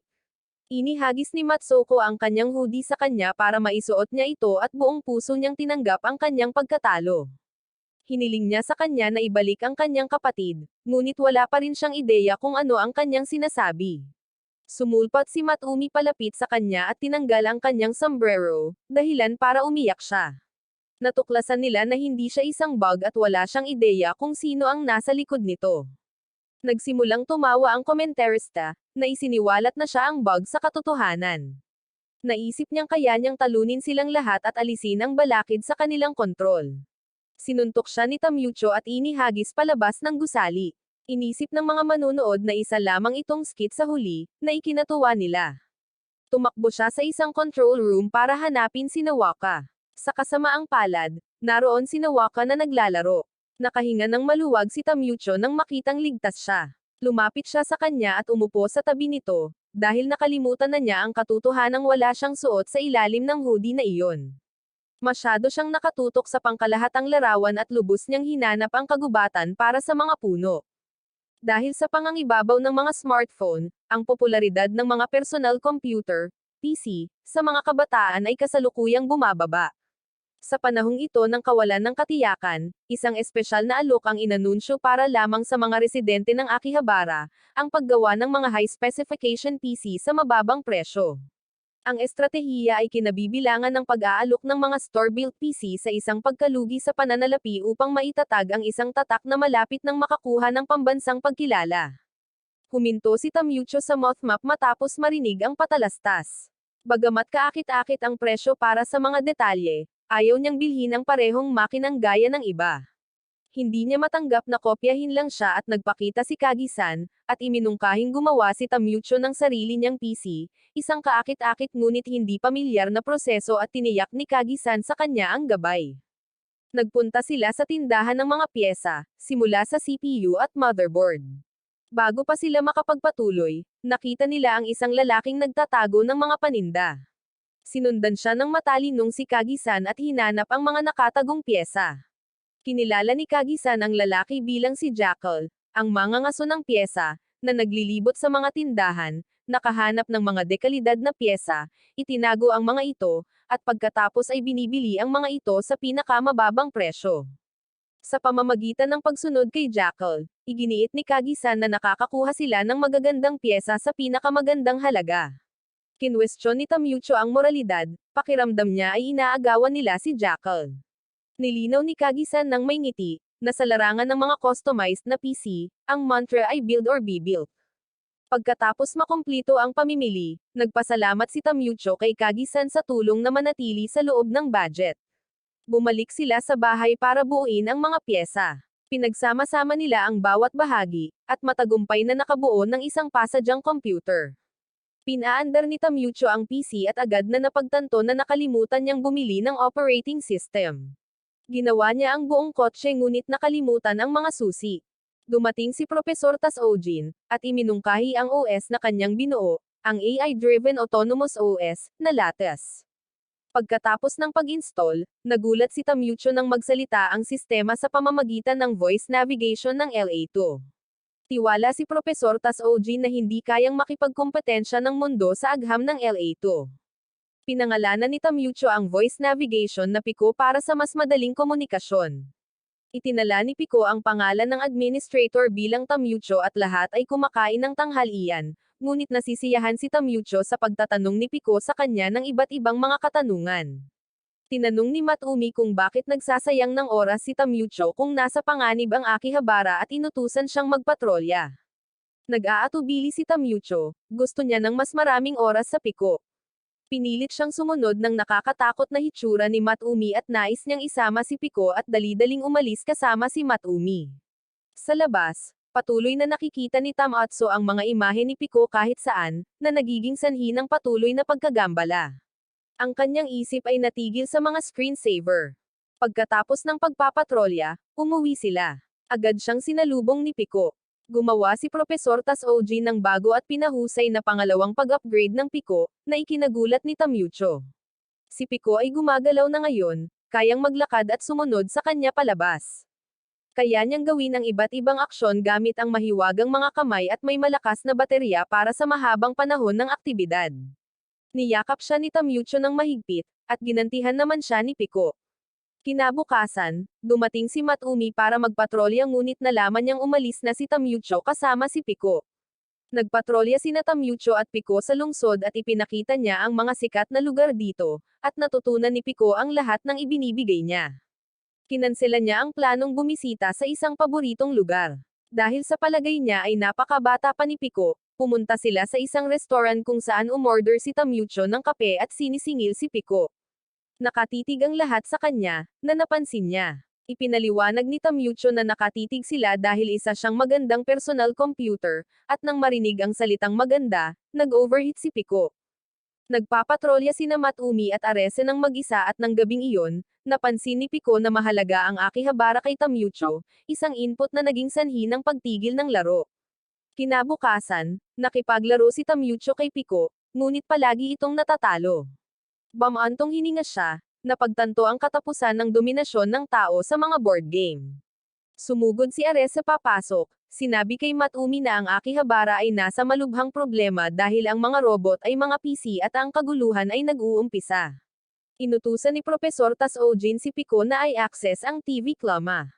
Iniulat ng balita ang isang insidente sa Akihabara. Ang mga Mothma PC ay nagiging mga robot at nagdudulot ng mga problema. Ipinapakita ng footage ang isang PC na naging robot. Dahil sa kawalan ng malinaw na pag-unawa sa sitwasyon, nagpasya sina Matumi at Tamucho na harapin ang taong nagbebenta ng mga PC. Pagdating nila ay nalaman nilang sira na ang tindahan ng Mothma PC. Hindi masira ni Aresa ang harang, ngunit hinak ni Pico ang system para mabuksan ang pasukan. Sa loob, natagpuan nila ang advertiser ng Mothmap, si Lori, na labis na masigasig. Sa katunayan, si Lori ay isang bug at sinubukan niyang kontrolin ang Akihabara gamit ang mga robot na nagbabalat kayo bilang mga murang PC. Nang matuklasan ang kanyang plano, nagpasya siyang patahimikin ang mga nanghihimasok. Parehong umalis ang dalawa sa kanila, ngunit inalisan ni Tamucho at ng pangkat ang kanilang mga damit, at ibinalik sila sa normal na anyo ng tao. Tumanggi si Lori na tanggapin ang pagkatalo, kaya't pinaandar niya ang sumpa ng isang tupa, at nawala sa usok. Samantala, nakatanggap si Pico ng mensahe mula kay Profesor Tasojin na nagbabala na may mga robot na nagtitipon sa Chuodori. Lumilipad ang mga computer sa kalangitan, nagsasama-sama ng walang makabuluhang pagbabago sa paningin. Nagpakita si Lori sa isang malaking screen, kitang-kita ang kanyang mga kulubot, at inanunsyo ang kanyang plano na sirain ang lungsod mismo. Inatake sila ng higanteng computer at nakaiwas si Arese ngunit nahawakan habang sinusubukang atakihin ang PC. Naglabas ang PC ng mga DVD na pumupunit sa damit ni Matumi, dahilan para mabaigo siya sa kontra-atake at bumagsak ng walang magawa sa lupa. Nakita ni Tamucho ang switch ng enerhiya at inaf ito.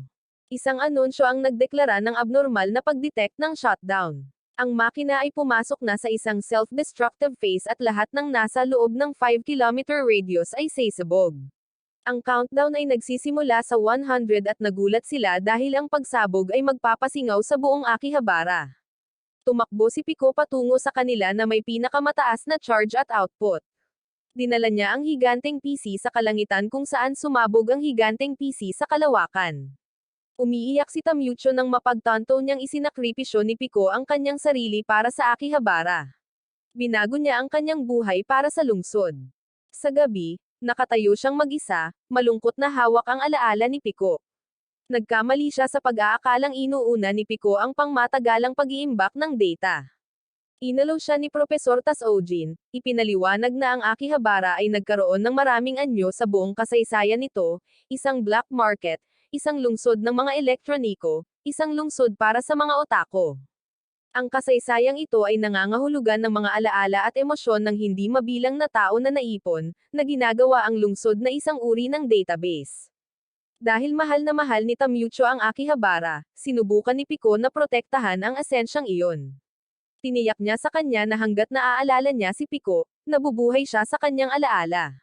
Pinayuhan niya siyang pangalagaan ang datos na iyon, at naluluha ang mga mata ni Tamucho habang naaalala niya si Pico. Lubos na nag-focus si Tamucho sa pagkuha ng litrato ng isang figurean mula sa iba't ibang anggulo. Sa prosesong ito, aksidente niyang nabasag ang figurean. Doon lang pumasok si Nawaka, nakita ang sirang bagay, at nagsimulang umiyak. Malinaw na nabitawan niya ang bola, literal. Ang figurean ay isang premyo para sa huling bumili. Nagalit si Nawaka dahil nasira niya ang isang bagay na pinahahalagahan niya, at tila hindi man lang siya nakikinig, sa halip ay abala sa pagsusuri ng mga nakuhang larawan.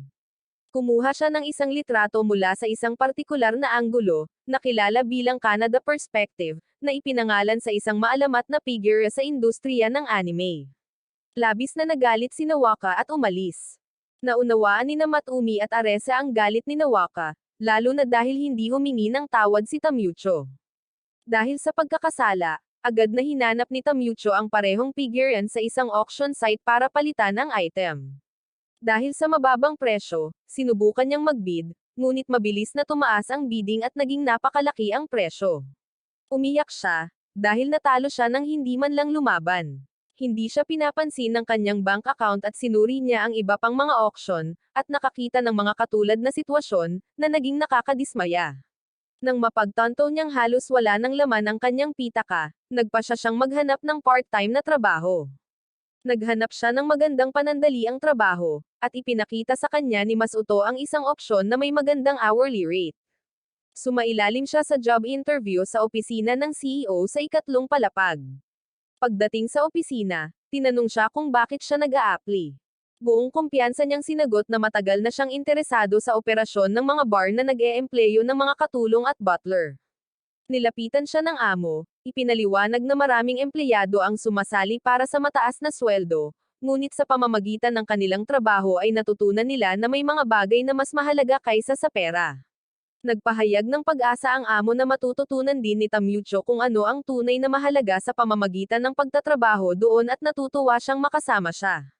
Isinuot ni Tamucho ang kanyang uniforme at pumunta sa kanyang itinalagang lugar ng trabaho. Isang lalaking nagngangalang Jiro Neshi ang nagpakilala bilang pangunahing butler. Ang kanyang name tag ay may mga puso, na kumakatawan sa mga marka ng pagsasanay. Lahat ay nagsisimula sa isang puso, na sumisimbolo ng pasasalamat sa pagsali. Tinawag ni Jiro ang lahat ng empleyado upang bigkasin ang 5 parirala ng serbisyo sa customer ng sama-sama. Sama-sama nilang inensayo ang mga parirala para sa pagbati, paghingi ng tawad, at pagtanggap. Pinagmasdan ni Tamucho ang nakakagulat na organisadong eksenang ito. Inutusan ni Jiro si Tamucho na magsalita ng malakas upang marinig siya ng mga customer ng amo. Nang inag ang lahat ng dumating ang amo, sabik na makamit ang layunin ng araw pero walang ideya si Tamucho kung ano ang nangyayari. Nang gabing iyon, nang umuwi si Tamucho, tinanong ni Matumi kung nakahanap na siya ng trabaho. Sinabi niya sa kanya na nagsimula siyang magtrabaho sa isang izakaya, ngunit natatakot siyang gumawa siya ng maling pagpili. Iminungkahi ni Matumi na siguraduhin niyang hindi makakasagabal ang kanyang trabaho sa kanilang mga pagpapatrolya. Ngunit alam niyang pansamantalang hindi siya makapagtutuon ng pansin sa mga pagpapatrolya. Nang hindi na nakipagtalo pa, natulog na lamang siya para gumising ng maaga para sa trabaho. Kinabukasan, nagising si Nawaka at nakita ang isang reg along iniwan ni Tamucho para sa kanya.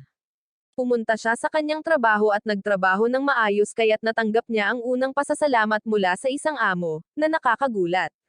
Tinawag ni Jiro si Tamucho upang ituro ang isang babaeng nagdiriwang ng kanyang kaarawan at ibinigay sa kanya ang kanyang telepono upang kunan sila ng mga litrato. Gumamit si Tamucho ng sarili niyang kamera at kumuha ng mga kamanghamanghang litrato.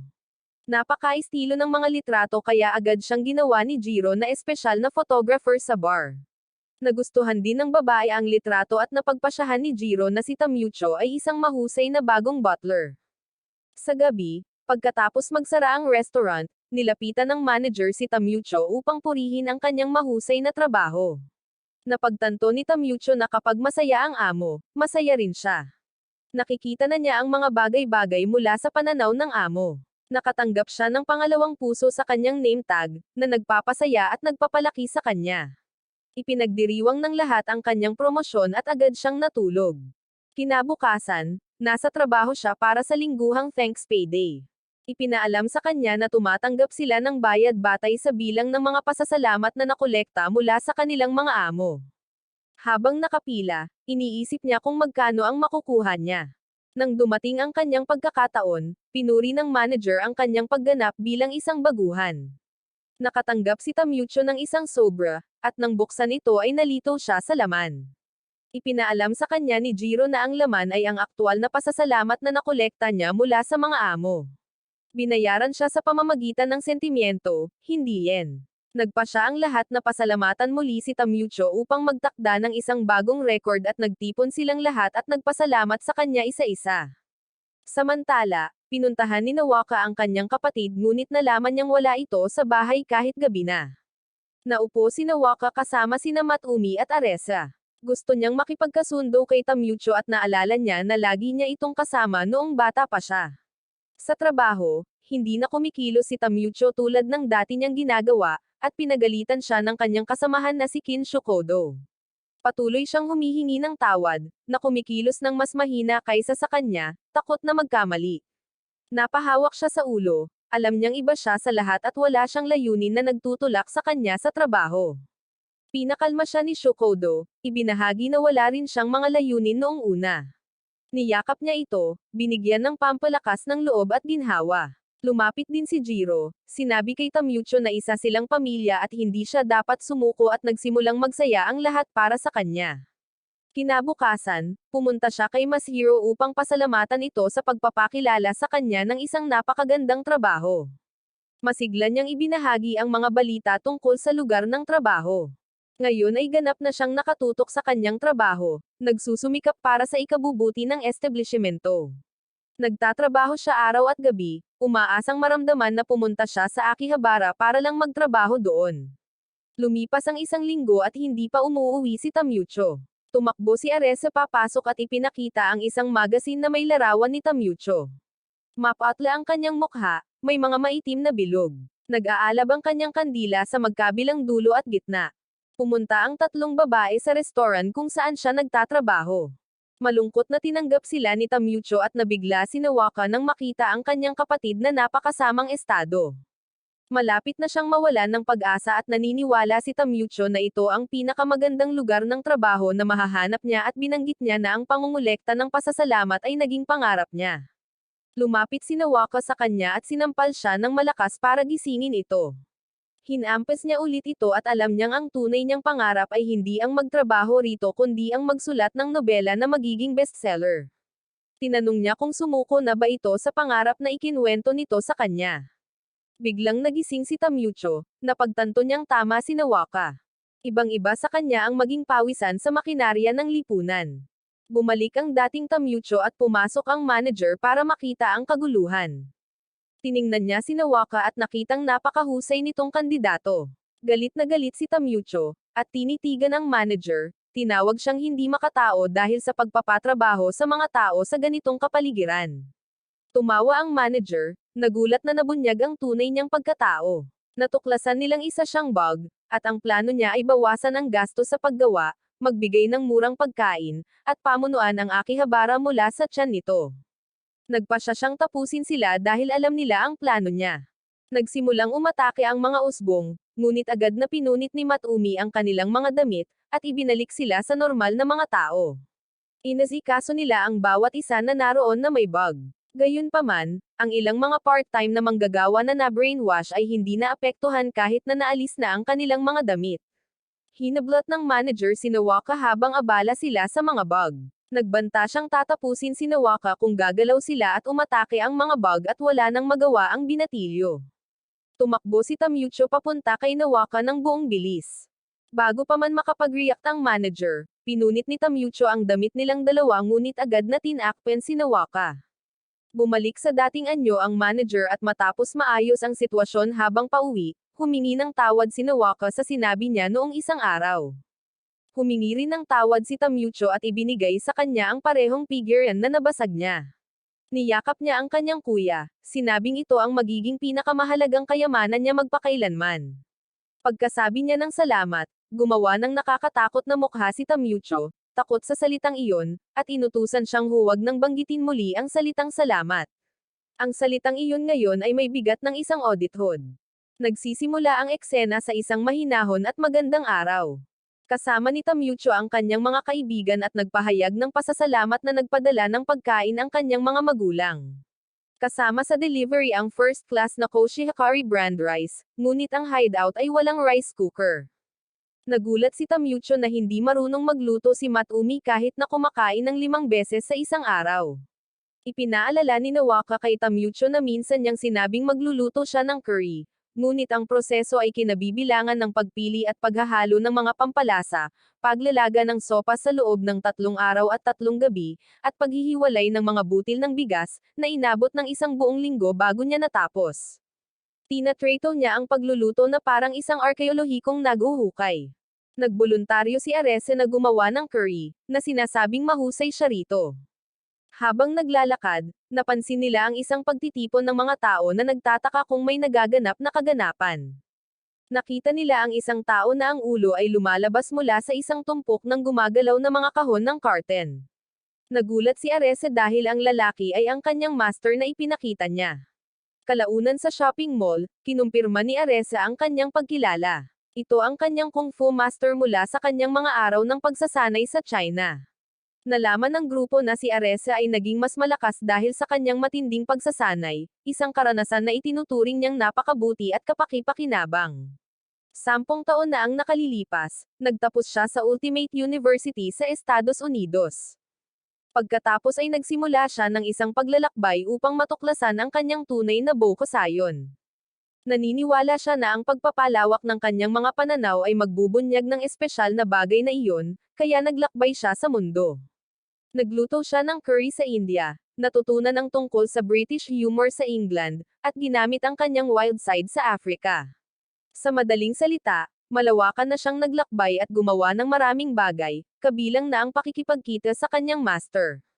Nagsanay siya sa ilalim nito sa loob lamang ng halos 1 taon. Sinanay niya hindi lamang ang kanyang katawan, kundi pati na rin ang kanyang puso. Palagi siyang kasama niya sa mga mahihirap na panahon, paghihirap, at masasayang sandali. Matapos niyang maging dalubhasa sa martial arts, pumunta siya sa Japan upang maging dalubhasa sa paraan ng mga otako. Gayunpaman, wala siyang ideya kung bakit nandito si Master Shishu, bagamat naaalala niya na minsan ay sinabi nito na gusto niyang isama ang kanyang pamilya sa isang paglalakbay sa Japan. Bumili sila ng rice cooker, ngunit naubos na ang lahat ng rice cooker, kaya't iniisip nila kung paano nila lulutuin ang kanin. Nakita nila si Master Shishu, na siyang bumili ng lahat ng rice cooker ngayon at nakuha niya ang merkado dahil sa kagandahan. Lumapit si Aresa sa kanyang master at bago pa siya makapagsalita, isang babae, si Devarisa McWhite, ang nagpakilala bilang manager para kay Shishu. Nagulat si Aresa nang makilala si Devarisa bilang isang misteryosong promoter na biglang nagpakita sa mundo ng martial arts. Mabilis na nakakuha si Devarisa ng iba pang mga organisasyon, sinusuportahan ang kanyang mga mandirigma hindi lamang sa likod ng mga eksena, kundi minsan ay pilit pa nga, pumapasok pa sa ring at naging kampyon mismo. Si Master Shishu ay isang kasangkapan para kay Devarisa upang makuha ang Akihabara. Ito ang dahilan kung bakit sila namimili ng marami. Bumibili sila ng mga mura at duty-free na paninda bilang dayuhan, at pagkatapos ay ibinebenta muli ang mga ito sa mga Hapones sa buong presyo upang lituhin ang merkado ng tinggian at makuha ang Akihabara. Sa gitna ng kaguluhan, hinagis nila ang isang monkey wrench sa buong sistema ng tinggian. Tama ang hula ni Tamucho na siya ay may bug. Kinokontrol din niya ang master, na mahirap paniwalaan ni Aresa. Pinaatake sila ni Devarisa at malapit nang manakit si Master Shishu. Pumunta si Aresa sa kanyang master upang subukang paalisin ito, ngunit malupit siyang sinaktan ng master. Sinimulan ni Matumi na labanan ang master, ngunit natambush siya sa loob ng washing machine sa isang atake lamang at nagkaroon siya ng hindi inaasahang spin cycle. Nagpasya si Aresa na harapin niya ang kanyang master sa kabila ng kahirapan.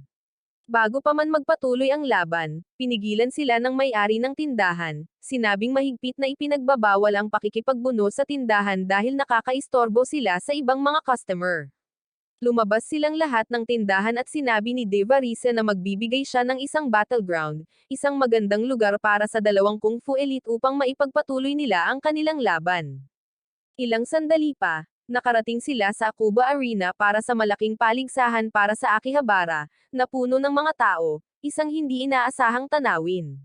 Isang lalaki ang nagpakita ng bongga at ang unang mandirigma mula sa Hunan, China, na may bigat na 154 pounds, at ang kampyon ng kung fu sa mundo, si Shishu. Gumawa siya ng isang cool na pagpasok na parang panda. Pagpasok sa ring, binigyan niya ang mga manunood ng isang matinding pose ng Akihabara at lahat ay nagsaya dahil dito. Lumabas si Devarisa sa labas ng ring na may dalang mikropono. Pumasok siya sa ring at inanunsyo na dinala niya ang pinakamalakas na lalaki na nabubuhay upang pamunuan ang Akihabara. Natigilan ang lahat sa deklarasyong ito at binatikos niya ang mga vigilante dahil sa hindi nila mahusay na pagganap sa kanilang trabaho at tiniyak sa mga manunood na upang makamit ang kanyang mga layunin, isa-isa niya silang dudurugin. Nagsimulang tumugtog ang isang kanta at pumasok si Aresa mula sa Helsinki, Finland, na may bigat na 112 pounds. Kinakatawan niya ang grupo ng mga vigilante, ang Electric Mayonnaise and Friends. Ngayon, Kinakatawan niya ang lahat ng mga vigilante upang talunin si Deva Risa at ang kanyang mga ambisyon, at haharapin niya ang Master. Sina Aresa at Master Shishu ay parehong magagaling na kung fu martial artist, na nangangako ng magandang laban. Sinubukan ni Aresa na gisingin ang kanyang master, ngunit wala pa rin itong alaala sa kanya. Nagsimula na ang laban ng master laban sa apprentice ng siglo. Ang master ay higit pa sa isang eksperto sa kung fu. Dahil walang mga patakaran, hindi sila sigurado kung ano ang plano ni Deva Risa. Nagsimulang maglaban sina Aresa at ang master. Tila may kalamangan si Aresa sa mga tuntunin ng hilaw na kapangyarihan at inihagis niya ito patungo sa lubod. Binigyan siya ni Deva Risa ng isang mapaminsalang hampas at dahil walang mga patakaran, nasugatan din niya ang referee. Binato niya ang master ng upuan, sinabihan itong suntukin si Aresa, ngunit tumanggi ito. Ipinaalala ni Deva Risa sa kanya ang kanyang pamilya, na banihag at pinipilit na magtrabaho. Dahil pinagbantaan ni Deva Risa, sinimulang atakihin ng master si Aresa. Umakyat siya sa mga upuan at tumalon kay Aresa para lang talunin ito. Nakahiga si Aresa sa lupa at lahat ay nagtataka kung ayos lang ba siya. Bumunot siya ng kendo stick, muling pumasok sa ring, at sinugod siya, ngunit naiwasan niya ang atake. Nagsimula siyang magbigay ng mabilis na mga fire chop. Samantala, napansin niya ang waiting room kung saan sina Matumi at Nawaka ay banihag, nakatali sa mga upuan dahil sa pagbaba ng kanilang bantay. Kailangan talaga nilang sumunod sa kanilang mga protocol sa seguridad. Nabigla sina Aresa at Tamyucho nang makita silang naroon at sinabihan ni Deva Risa ang master na tapusin agad ang kalokohang ito. Nagtataka si Tamyucho kung saan sila nagpunta, hindi alam na dinukot sila. Sinimula ng master ang kanyang kontra-atake, sinipa si Aresa. Kahit walang mga patakaran, lumala ang laban. Ginamit niya ang Shaemang spread kay Aresa, na na-corner siya sa pisikal at psikolohikal na aspeto. Hindi gumanti si Aresa dahil ang paggawa nito ay maglalagay sa panganib kina Matumi at Nawaka. Pinakawalan siya ng master, na ikinalito ng lahat. Inilagay niya siya sa isang tumpok ng mga mesa, ang setup para sa kanyang signature high-altitude move, ang huling Emperor Press. Sinimulan niyang akyatan ang higanteng hagdan. Ang galaw na ito ang naging panalo niya sa Chinese tournament, kaya ang tagumpay ang magtatapos sa tournament. Si Tamyucho, na nagmamaneho ng kotse at dinudurog ang lahat ng nasa kanyang daan, ay pumasok sa security room at iniligtas ang dalawang babae. Napagtanto ni Aresa na kayanan niyang kontra-atakehin ngayon, kaya hinaranggan niya ang atake ng master. Parehong natalo ang mga mandirigma at binigyan ni Deva Risa ang master ng espada at sinabihan itong tapusin si Aresa kung nagmamalasakit ito sa kanyang pamilya. Hindi siya sumagot at sinampal siya ni Deva Risa. Tumanggi siyang gawin ang ganoong kal-8 na gawain at bigla niyang pinagtaksilan si Deva Risa. Pinaghihinalaan nilang lahat na ang epekto ng paglipag or pagsampal ni Deva Risa ang dahilan ng pagbabago. Binuhat niya si Deva Risa at inihagis palabas ng ring, sinabi kay Aresa na hindi pa tapos ang laban. Humarap sila sa isa't isa, at nagkaroon ng matinding laban. Malupit na sinaktan ni Aresa ang master at pagkatapos ay ibinigay niya ang kanyang signature finisher, na nagtapos sa tournament. Idineklara ng referee na siya ang panalo at ang laban ng master-apprentice ng siglo ay napanalunan ng apprentice. Nang sandaling iyon, biglang inatake ni Deva Risa si Aresa mula sa likuran. Nagdamdam siya kay Aresa, sa paniniwalang sinira niya ang kanyang mga plano na magbenta ng mga murang rice cooker sa presyong tinggian na hindi na maaayos, isang kontrabida na ang motibasyon ay isang masamang modelo ng negosyo. Pumasok si Tamyucho na may dalang mikropono, ayaw niyang pabayaan na makatakas ang isang kuripot na talunan tulad ni Deva Risa. Sumugod siya sa kanya at napapaligiran ni Tamyucho at Aresa si Deva Risa. Nilinaw niya na kahit matalo nila siya, may isa pang reseller na babangon para pumalit sa kanya. Pareho silang nagsagawa ng isang maalamat na galaw na binubuo ng dalawang tao, ang World Gonzo. Matagumpay nilang inalis ang kanyang mga damit, na nagpabalik sa normal ng lahat. Humingi ng tawad ang master kay Aresa sa pagsira sa kanyang bayan. Natutuwa si Aresa na makita siyang ligtas at maayos kasama ang kanyang pamilya. Napagtanto niyang kailangan niya ng mas maraming pagsasanay upang hindi siya mamanipula ng isang taong tulad ni Deva Risa sa hinaharap. Tiniyak ni Tamyucho na naaalala ng lahat na ipagtatanggol ng mga vigilante ang kanilang bayan. Tiniyak din ni Arese sa mga mamamayan na patuloy nilang ipagtatanggol ang kapayapaan sa Akihabara, at ipinagdiriwang ng lahat ang tagumpay ng electric mayonnaise. Sinasabing simula pa noong Big Bang, umiral na ang mga baraha at ang mga sinaunang tao ay nagtipon ng 40 baraha sa isang deck para sa matinding labanan. Ang mahabang kasaysayan ng kompetisyon na ito ay nagtapos sa sukdulang laro ng baraha, ang mga nilalang na pandigma. Ang mga pangunahing pandaigdigang kaganapan, ang halalan sa pagkapangulo ng Amerika, ang pagbuwag ng isang idol group, ang kaganapan sa pagtatapos ng GNZ34, at ang unang pagpapadala ng mga anime disc ay pawang pinagpapasyahan ng larong ito. Sa asensya, ang master ng mga nilalang na pandigma ay ang master ng mundo. Ang mga manlalaro sa buong mundo ay inatasan na kunin ang kanilang mga deck at lamusong sa magulong dagat ng mga labanan ng baraha. Naglalaro ng baraha si Aresa. Nasa sabik na simula ng seremonya ng pagbubukas ng pakete para sa pinakabagong expansion pack ng mga nilalang na pandigma, ang Evolution of Nerd. Ang unang pakete ay nagbunga ng mga baraha na walang silbi, at gayon din ang mga susunod na pakete. Matapos mabuksan ang marami, dumating ang pagkadismaya. Isang huling pakete na lamang ang natitira at ang pagbukas nito ay nag-iwan sa kanya sa isang estado ng pagkabigla. Bumalik si Tamyucho sa bahay at nakita ang pagkadismaya ni Aresa at ang malakas na pagdadabog, pakiramdam niya ay pinabayaan siya ng Diyosa ng mga baraha. Casual niyang binuksan ang hindi napaansing huling pakete, na nagpapakita ng magic card na 30-year hermit, isang maalamat na klase na ultra-rare card. Tuwang-tuwa si Aresa at ipinahayag na si Tamyucho ay nagtataglay ng kapangyarihang tadhana upang maging isang manlalaro ng mga nilalang panglaban. Nabigla siya nang malaman niyang mayroon siyang nakatagong kapangyarihan. Kalaunan, habang nag-iisa si Tamyucho, na nagsimulang maglaro ng laro ng kotse, lumapit si Kagi-san, nang marinig ang balita.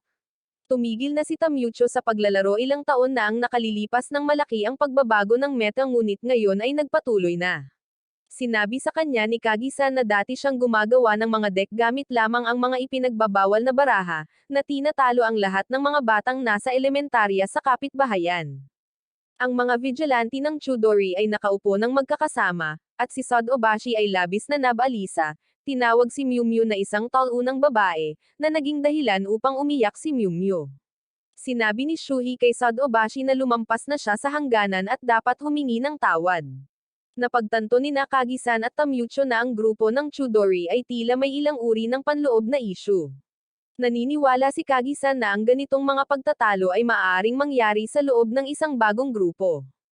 Sa ibang lugar, isang cute na babae na nagngangalang Kunaitan ang hinihiling ng mga lalaki na samahan sila sa isang mababang end na palabas sa pelikula. Nag-aaway ang mga lalaki para sa kanya at lumipat ang eksena sa ibang mga lalaki na nag-aagawan sa atensyon ni Miss Titsuko, na ipinapakita sa kanya ang iba't ibang mga bagay upang mapabilib siya. Tahimik na pinagmamasdan ni Kagi-san at Tamyucho ang sitwasyon. Sa isa pang mesa, dalawang lalaki ang nag-aaway dahil ang isa sa kanila ay nakipagsesyon kay Miss Sacred Angel sa isang kaganapan ng mga idolo, na nagpapakita na alam nila ang mga kahilingan ng isa't isa sa idolo. Naobserbahan ni Tamyucho ang pagkabuwag ng mga vigilante ng Chudori pagkatapos ng isang maliit na pagtatalo. Umuwi si Tamyucho at ipinaalam sa kanyang mga kaibigan ang tungkol sa kanyang nakita. Naisip ni Matumi na ang mga nabuwag na grupo ay sadyang hindi nakatuon sa layunin ng vigilante. Tinawag ni Nawaka ang isang phenomenon na Sir Crusher, maikli para sa Circle Crusher, isang termino para sa mga babae na sumasali sa isang grupo ng mga kaibigan at pinaghihiwalay ito. Kainahinala siyang matatas sa internet drama at nagtataka si Tamyucho kung saan niya nakukuha ang mga hindi kinakailangang impormasyon. Bigla, binuksan ni Aresa ang Clumaz TV, na nag-uulat ng balita tungkol sa iba't ibang grupo ng vigilante na nagpoprotekta sa kapayapaan sa Akihabara, na isa-isang nagkakawatak-watak. Tila ang mga paghihiwalay ay pawang sanhi ng mga bagong sali na babae. Ang pagkawasak ng grupo ay mas mabilis na kumakalat kaysa sa panahon ng Cherry Blossom. Naniniwala si Aresa na ang mga lalaki na hindi sanay sa mga babae ay maaaring maging labis na nasasabik sa kaunting atensyon at hindi ito makayanan. Gayunpaman, sumasang-ayon sila na napakaraming biglaang kaso ang tiyak na may iisang dahilan.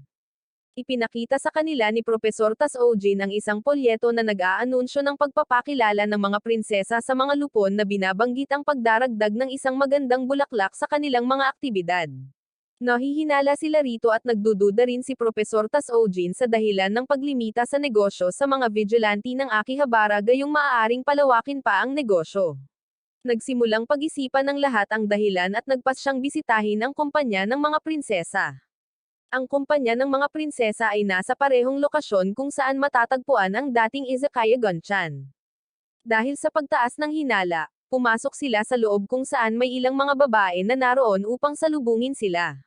Ngunit dahil ang grupo ay nagpapatakbo ng isang one-man harem setup kasama si Tamyucho, hindi na kailangan ng karagdagang mga babae. Biglang na-off ang mga ilaw at nakita nila ang isang lalaki at dalawang babae na nakahiga sa isang banyera na puno ng pera. Ang lalaki ay ang CEO ng kumpanya ng mga prinsesa, si Ikitaro Masada. Humanga si Aresa, at napansin na ang CEO ay kumikita ng hindi bababa sa 30 milyong yen bawat taon. Ikinakatwiran ni Tamyucho na ang halaga ng isang lalaki ay hindi natutukoy ng taunang kita, kundi ng porsyento ng kita na ginagastos niya sa mga libangan, isang tunay na pilosopiya sa pananalapi ng otako. Itinigil ni Matumi ang argumento, naghihinala na maaaring may problema ito. Napagtanto niyang natuklasan na nila ang kanyang pagkakakilanlan kahit na sinubukan niyang buwagin ang lahat ng nakakainis na vigilante sa Akihabara gamit ang mga babae, at hindi niya inaasahan na malalaman nila ito ng ganoon kabilis. Sinasabi dati ng lola ni Arese na kung tila napakaganda ng mga kondisyon, may nakatagong bitag, na sa tingin niya ay akmang-akma sa sitwasyon. Inutusan niya ang kanyang minamahal na mga prinsesa na umatake. Isa-isa silang pinabagsak ni Matumi at ng mga kaibigan sa pamamagitan ng pag-aalis ng kanilang mga damit. Ngayon, ang CEO na lang ang natitira. Humanga si Ikitaro sa electric mayonnaise, ang tumatapos sa kanyang mga kasama, at inakala niyang natural lang na hindi sapat ang kanyang mga prinsesa. Napagdesisyonan niyang dumating na ang oras para ipakita ang kanyang mga kapangyarihan. Sumugod si Matumi para umatake, ngunit naiwasan niya ang lahat ng kanyang mga atake. Nang hindi napapansin, sinira niya ang sandata nito at pinunit ang palda nito. Buong kumpiyansa niyang sinabi na kung ipapakita niya ang kanyang tunay na kapangyarihan, wala silang pagkakataon sa simpleng labanan, ngunit hindi niya nagustuhan ang pakikipaglaban gamit ang mga kamay. Kaya, nagpasya siyang lumaban gamit ang mga baraha. Hinamon niya si Tamyucho sa isang labanan gamit ang mga baraha, na agad na tinanggap ni Tamyucho. Ang tanong ay nananatili kung matatalo ba ni Tamyucho si CEO Ikitaro at mapipigilan ang masamang sabuatan. Handa na sila para sa mga nilalang na nakikipaglaban at inalok ni Ikitaro si Tamyucho ng isang laban na may 2,000 panimulang buhay at mga animated na patakaran. Sumang-ayon si Tamyucho, at sinabing ang 40,000 buhay ay aabutin ng 2 linggo or higit pa. Nagsimula ang laban at ayon sa kasalukuyang mga patakaran, ang unang manlalaro ay hindi tatabla. Tinawag ni Tamyucho ang Happy Nerd mula sa kanyang kamay, nilaro ang mahahabang blade glow stick, at ibinigay ito kay Happy Nerd. Nakita ni Ikitaro na ito ay isang otako deck na batay sa mga purong nilalang na tipo ng lalaki, at itinuturing itong hindi kapantay ng kanyang promenade deck. Walang ideya si Tamatsu kung paano nalaman ito ni Ikitaro ng ganoon kabilis. Tinawag ni Ikitaro ang Bride Eye Hot Guy mula sa kanyang kamay at maaaring tumawag ng maraming groupie girls mula sa kanyang deck hanggat gusto niya. Gumamit siya ng 3 kopya ng parehong card, na nagpapatunay na isa siyang hardcore player. Nalilito si Tamyucho tungkol sa susunod na card na gagamitin at walang ideya ang mga babae kung ano ang nangyayari. Nagtanong si Matumi kung bakit hindi nila siya pinaggrupo at pinahirapan sa halip na maglaro ng baraha. Malinaw na hindi ginawa si Matumi para sa slow burn strategy.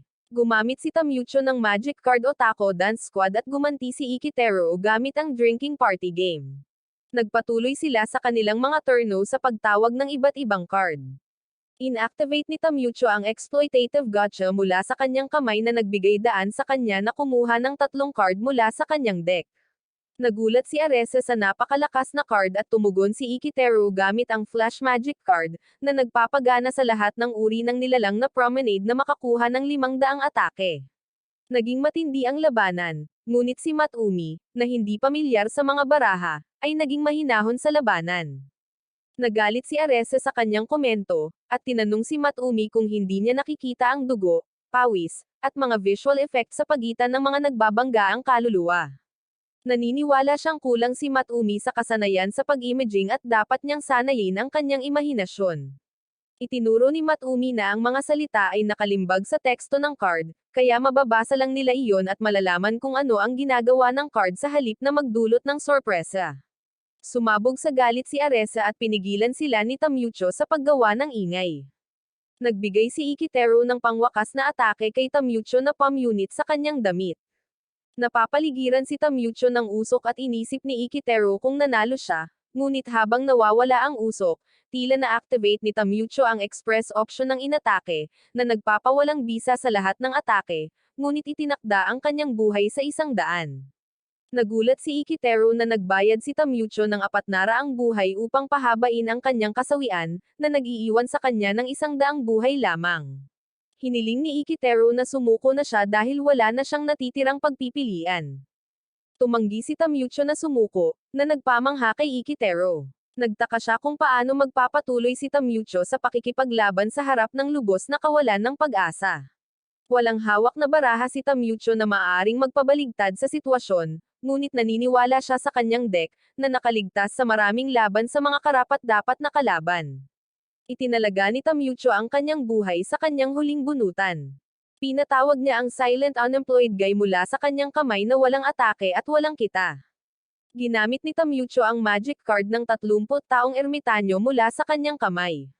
Ipinaliwanag niya na kapag na-activate, ang card na ito ay maglalagay sa lahat ng purong batang nilalang sa larangan sa defensive na posisyon at hindi maaaring atakihin ng kalaban ang mga apektadong nilalang. Nakita ni Ikitero na nagpaplano si Tamucho na ikulong ang kanyang sarili at ipagtanggol, na angkop para sa isang loner na otako. Sinabi sa kanya ni Tamucho na ang mga purong batang nilalang pagkatapos ng 30 taon ay magiging mga wizard, na ikinagulat ni Ikitero. Nang ang 30 taong ermitanyo ay nasa larangan, ang tahimik na walang trabahong lalaki ay nag-e-evolve. Ang lakas ng pag-atake nito ay magiging 3,000. Gayunpaman, tiwala pa rin si Ikitero dahil ang kanyang maningning na mga mata ay may 2,000 attack, kaya ang pagsira sa kanya ay magkakahalaga lamang ng 500 buhay, na hindi sapat upang mapaslang siya. Iminungkahi ni Tamucho na hindi siya dapat maging ganoon katiyak dahil ang purong wizard kapag tinawag ay hindi pinapagana ang lahat ng epekto ng lahat ng baraha sa field, at maaaring direktang atakihin ang kalaban na manlalaro. Bukod pa rito, habang ang nilalang na ito ay nasa field, hindi maaaring ay activate ng kalaban na manlalaro ang anumang magic trap or epekto ng nilalang. Nakikita ni Matumi na ito ay lubos na hindi patas at sa wakas ay nakahanap siya ng isang patakaran na hindi niya nagustuhan. Inatake ni Tamucho ang kalaban at bumagsak sa 0 ang buhay ni Ikitero. Habang inaatake siya ay naging walang suot, na kinagulat ni Matumi. Hindi maintindihan ni Matumi kung paano maaaring mapunit ng pagkatalo sa isang laro ng baraha ang damit ng isang tao. Ang dahilan ay dahil isa siyang manlalaro ng mga nilalang panglaban, isang katotohanang hindi nauunawaan ni Matumi. Kinabukasan, humingi ng tawad si Shuhei sa kanyang mga kasamahan sa koponan dahil sa panloloko sa kanya ng babae. Humingi rin ng tawad si Sadobashi sa pagiging mainipin. Sa huli, nalutas ang mga bagay-bagay ng masaya at sila ay nanatili bilang mga vigilante ng Chudori, mga kaibigang nagpoprotekta sa Akihabara. Napansin ni Tamucho na nakaupo kasama si Kagi-san na nagawang ayusin ng grupo ng Chudori ang mga bagay-bagay. Ginaising ni Matumi si Tamucho ngunit nalaman niyang wala ito roon. Ipinaalam ni Arese sa kanya na lumabas si Tamucho upang makipagkita sa isang dating kaibigan na matagal na niyang hindi nakikita. Lumipat ang eksena kay Tamucho na nakaupo kasama ang kanyang kaibigan na ngayon ay nakasuot ng ibang damit kaysa sa puro itim na kasuotan ng kanilang nakaraan. Habang nag-uusap, biglang nakakita si Tamucho ng isang kakaibang nilalang sa tabi ng kanyang kaibigan. Kinuskos niya ang kanyang mga mata, ngunit nanatili ang kakaibang imahe. Iniisip niya kung isa na naman itong panlilinlang ng isang bug. Nagulat si Tamucho dahil hindi malinaw ang imahe at sinabi sa kanya ng kanyang kaibigan na ang imahe ay ang kanyang kasintahan na nakilala niya sa trabaho at ang pangalan nito ay Yubumi. Nabigla si Tamucho nang marinig niyang may kasintahan ang kanyang kaibigan. Ang kanyang kaibigan ay dating mas masahol pa sa mga tao kaysa kay Tamyucho, kaya napaisip si Tamyucho kung tunay na nagsimula ng bagong buhay ang kanyang kaibigan. Dahil sa pagkabigla, namuo ang mga mata ni Tamyucho na parang isang tambol na parang tambol ng kaluskos. Pinagmamasdan siya ng tatlong babae nang may pagtataka, ngunit naisip nilang may nangyaring kalokohan gaya ng dati. Narinig siya ni Tamyucho at lumapit sa kanya na sumisigaw na walang nangyaring kalokohan sa pagkakataong ito. Ikinwento niya sa kanila ang buong kwento at ngayon ay nararamdaman din niya ang pangangailangan para sa isang kasintahan. Hindi niya mapapatawad ang kanyang kaibigan sa paghahanap ng pag-ibig bago siya. Akala ni Aresa ay hindi interesado si Tamyucho sa pag-ibig, ngunit napagtanto nilang talagang nasaktan siya na unang nakahanap ng kasintahan ang kanyang kaibigan. Nagpahayag siya ng pag-asa na may isang babae na mahuhulog mula sa langit, mas mabuti kung may isang robot na eksklusibo sa kanya. Tiniyak sa kanya ni Matumi na walang mga babae or robot na nahuhulog mula sa langit. Nadismaya si Tamyucho na natagpuan ng kanyang kaibigan ang pag-ibig at ninanamnam ang kasagsagan ng kanyang buhay habang siya ay nananatiling single, nabubuhay sa kanyang maikli at hindi madremang buhay sa pakikitungo sa mga taong may bug mula sa isang bodega sa Akihabara. Tinanong niya si Matumi kung napakasama ng paghahangad ng isang magandang babae na sasama sa kanyang malungkot na buhay. Naawa si Nawaka sa kanyang kapatid at nag-alok na maging kasintahan niya at makipag-date, ngunit tinanggihan ito ni Tamyucho. Nag-alok din si Aresa at tumikim si Matumi at hinawakan sa kwelyo si Tamyucho, at sinabing magde-date sila. Hinikayat ni Nawaka at Aresa si Tamyucho na sumama kay Matumi, na tinawag lamang itong isang kasanayan na maghahanda sa kanya para sa kanyang tunay na date. Medyo nahiya si Matumi, at tiniyak sa kanya na wala siyang pakialam kung totoo or peke ito dahil ayaw niyang maging kasintahan nito. Hinawakan niya ang kamay nito at umalis sila para sa isang pekeng date at nagpatrolya. Naglalakad sila ng random nang tanungin ni Tamyucho kung ano nga ba ang kanilang ginagawa kung date nga ba ito. Nakatanggap si Matumi ng mensahe mula kay Nawaka na nag-uutos sa kanya na gawin ang mga bagay na magpapasaya sa kanya. Dahil iniisip niya kung ano ang nagpapasaya sa kanya, nagpasya siyang kumain muna. Pumunta sila sa paboritong gourmet spot ni Matumi sa Akihabara. Sinabi niya rito na hindi pa niya nasisimulang malaman ang tungkol sa Akihabara kung hindi pa niya natitikman ang curry. Nalaman niyang kailangan ng matinding lakas ng loob para makapasok sa isang lugar sa unang pagkakataon at nag-aalala siyang baka tretuhin ng masama. Umorder si Matumi ng 2 beef square curry at 2 lasses. Malambot ang curry, hindi puro Indian or European. Pagkagat pa lang niya, napagtanto niya na mayroon itong bango at anghang ng Indian curry na may klase na pakiramdam ng European curry. Tinawag niya itong tunay na silangan na nagtatagpo sa kanluran, ang gandara ng mga masasarap na pagkain. Pinakuluan ang karne hanggang sa perpektong lambot at natikman din niya ang cinnamon sa lasi.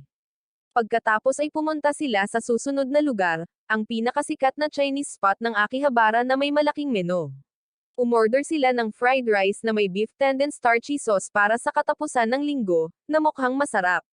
Sapat ang balanse ng pagkain para sa kanya, inihambing ito sa Laibay at Job ilang. Sinusundan sila ni Nawaka at Aresa at nabigla sila nang pumunta sila sa isa pang restaurant, ang Kitchen Jiro. Umorder na sila ngayon ng giniling na karne, pritong manok, at malaking kanin. Nagsimulang kumain si Matumi, at lubos na nasiyahan sa pagkain. Bagamat busog na si Tamyucho, kumain si Matumi ng may labis na kasiyahan kaya't nagutom siya sa panonood sa kanya. Nakita ni Nawaka at Aresa na ang pamamasyal ay hindi lamang isang date kundi isang eating tour. Humiga si Tamyucho sa isang bangko ng busog na busog at humingi ng tawad si Matumi sa pagpapakain sa kanya ng sobra. Ipinaliwanag niya na matagal na siyang nakatira dito at marami nang nangyari kabilang ang isang panahon na halos walang makain na masakit. Kaya ngayon ay sinisikap niyang kumain ng marami kapag kaya niya. Sumang-ayon si Tamyucho, na may malaking tiyan. Nararamdaman din niya na ang pagkain kapag posible ay bahagi ng pananatiling masaya bilang isang tao at nagpapahiwatig ng isang mapayapang panahon. Ang kanyang mabubuting salita ay nagpapasaya sa kanya. Pagkatapos ay pumunta sila sa paboritong kainan ni Tamyucho, ang Ramen Kagamusha. Nang buksan niya ang pinto, natamba siya kay Sadobashi. Isang lalaki ang humihingi ng isa pang mangkok kahit na nakakain na siya ng napakaraming pagkain. Ang lalaking may dilaw na buhok, si Black Hole Kurota, ay nagbabanta sa may-ari. Naroon din si Propesor Tasojin at ipinaliwanag ang sitwasyon. Lahat ng iba pang mga customer ay nagugutom dahil kinakain ni Black Hole Kuroota ang lahat. Naalala ni Tamyucho na ang lalaki ang world champion sa corndog eating at ang food soldier na si Black Hole Kuroota. Pinigilan niya ito, ngunit binatikos siya ni Kuroota. Inalok ni Kuroota si Tamyucho ng isang hamon sa food fight, at kung matalo siya, makikinig siya. Tinanggap ni Matumi ang hamon at ibinalita ng news channel ang kaganapan, na nag-uulat na nagsimula na ang isang ramen food fight sa Horen Park. Ang walang ingat na humahamon kay Black Hole Kuroota ang pinuno ng electric mayonnaise vacuum na si Matumi. Napagtanto nilang malaki ang nakataya at ang matalo ang magbabayad ng lahat ng gastos sa pagkain at mula ngayon ay sa Akihabara. Nagdududa si Kuroota na matatalo niya ang isang food soldier na tulad niya. Nagsimula na ang kompetisyon at ang makakain ng pinakamaraming ramen sa itinakdang oras ang siyang panalo. Mabilis silang kumain ng ramen at kumakain si Matumi para sa kinabukasan ng Akihabara. Pareho nilang natapos ang kanilang ika-10 mangkok. Pantay na pantay ang kompetisyon. Napagpasyahan ni Matumi na kailangan niyang gumawa ng paraan. Inihagis niya ang kanyang ramen sa ere, sinalo ang mga inihagis na pansit gamit ang kaliwang chopsticks at kinain ang mga ito. Ang kanyang estratehiya ay ihagis ang pansit sa ere para lumamig ang mga ito para sa agarang pagkonsumo. Binilisan niya ang galaw, sinimula ng isang solo eating loop, na iwan si Kuroota. Si Kuroota, na ayaw magpatalo, ay nagbuhos ng tubig sa kanyang ramen, na ikinagulat ng lahat. Ginagamit niya ang bawal na teknik na sumisira sa lasa, ang kadiliman na bumabalot, para masira ang sabaw. Nagalit si Matumi sa taktikang ito, na nangangatwiran na ang mga tao ay nagsikap na gumawa ng masarap na ramen at sinira niya ang lasa nito. Hindi naapektuhan si Kuroota, naniniwala na ang pagkain ay nasayang kapag nasa tiyan na ito, kaya walang mahalaga. Hinugasan ni Kuroota ang pagkain gamit ang isang napakataas na estilo ng pagkain na magulo ngunit mabilis.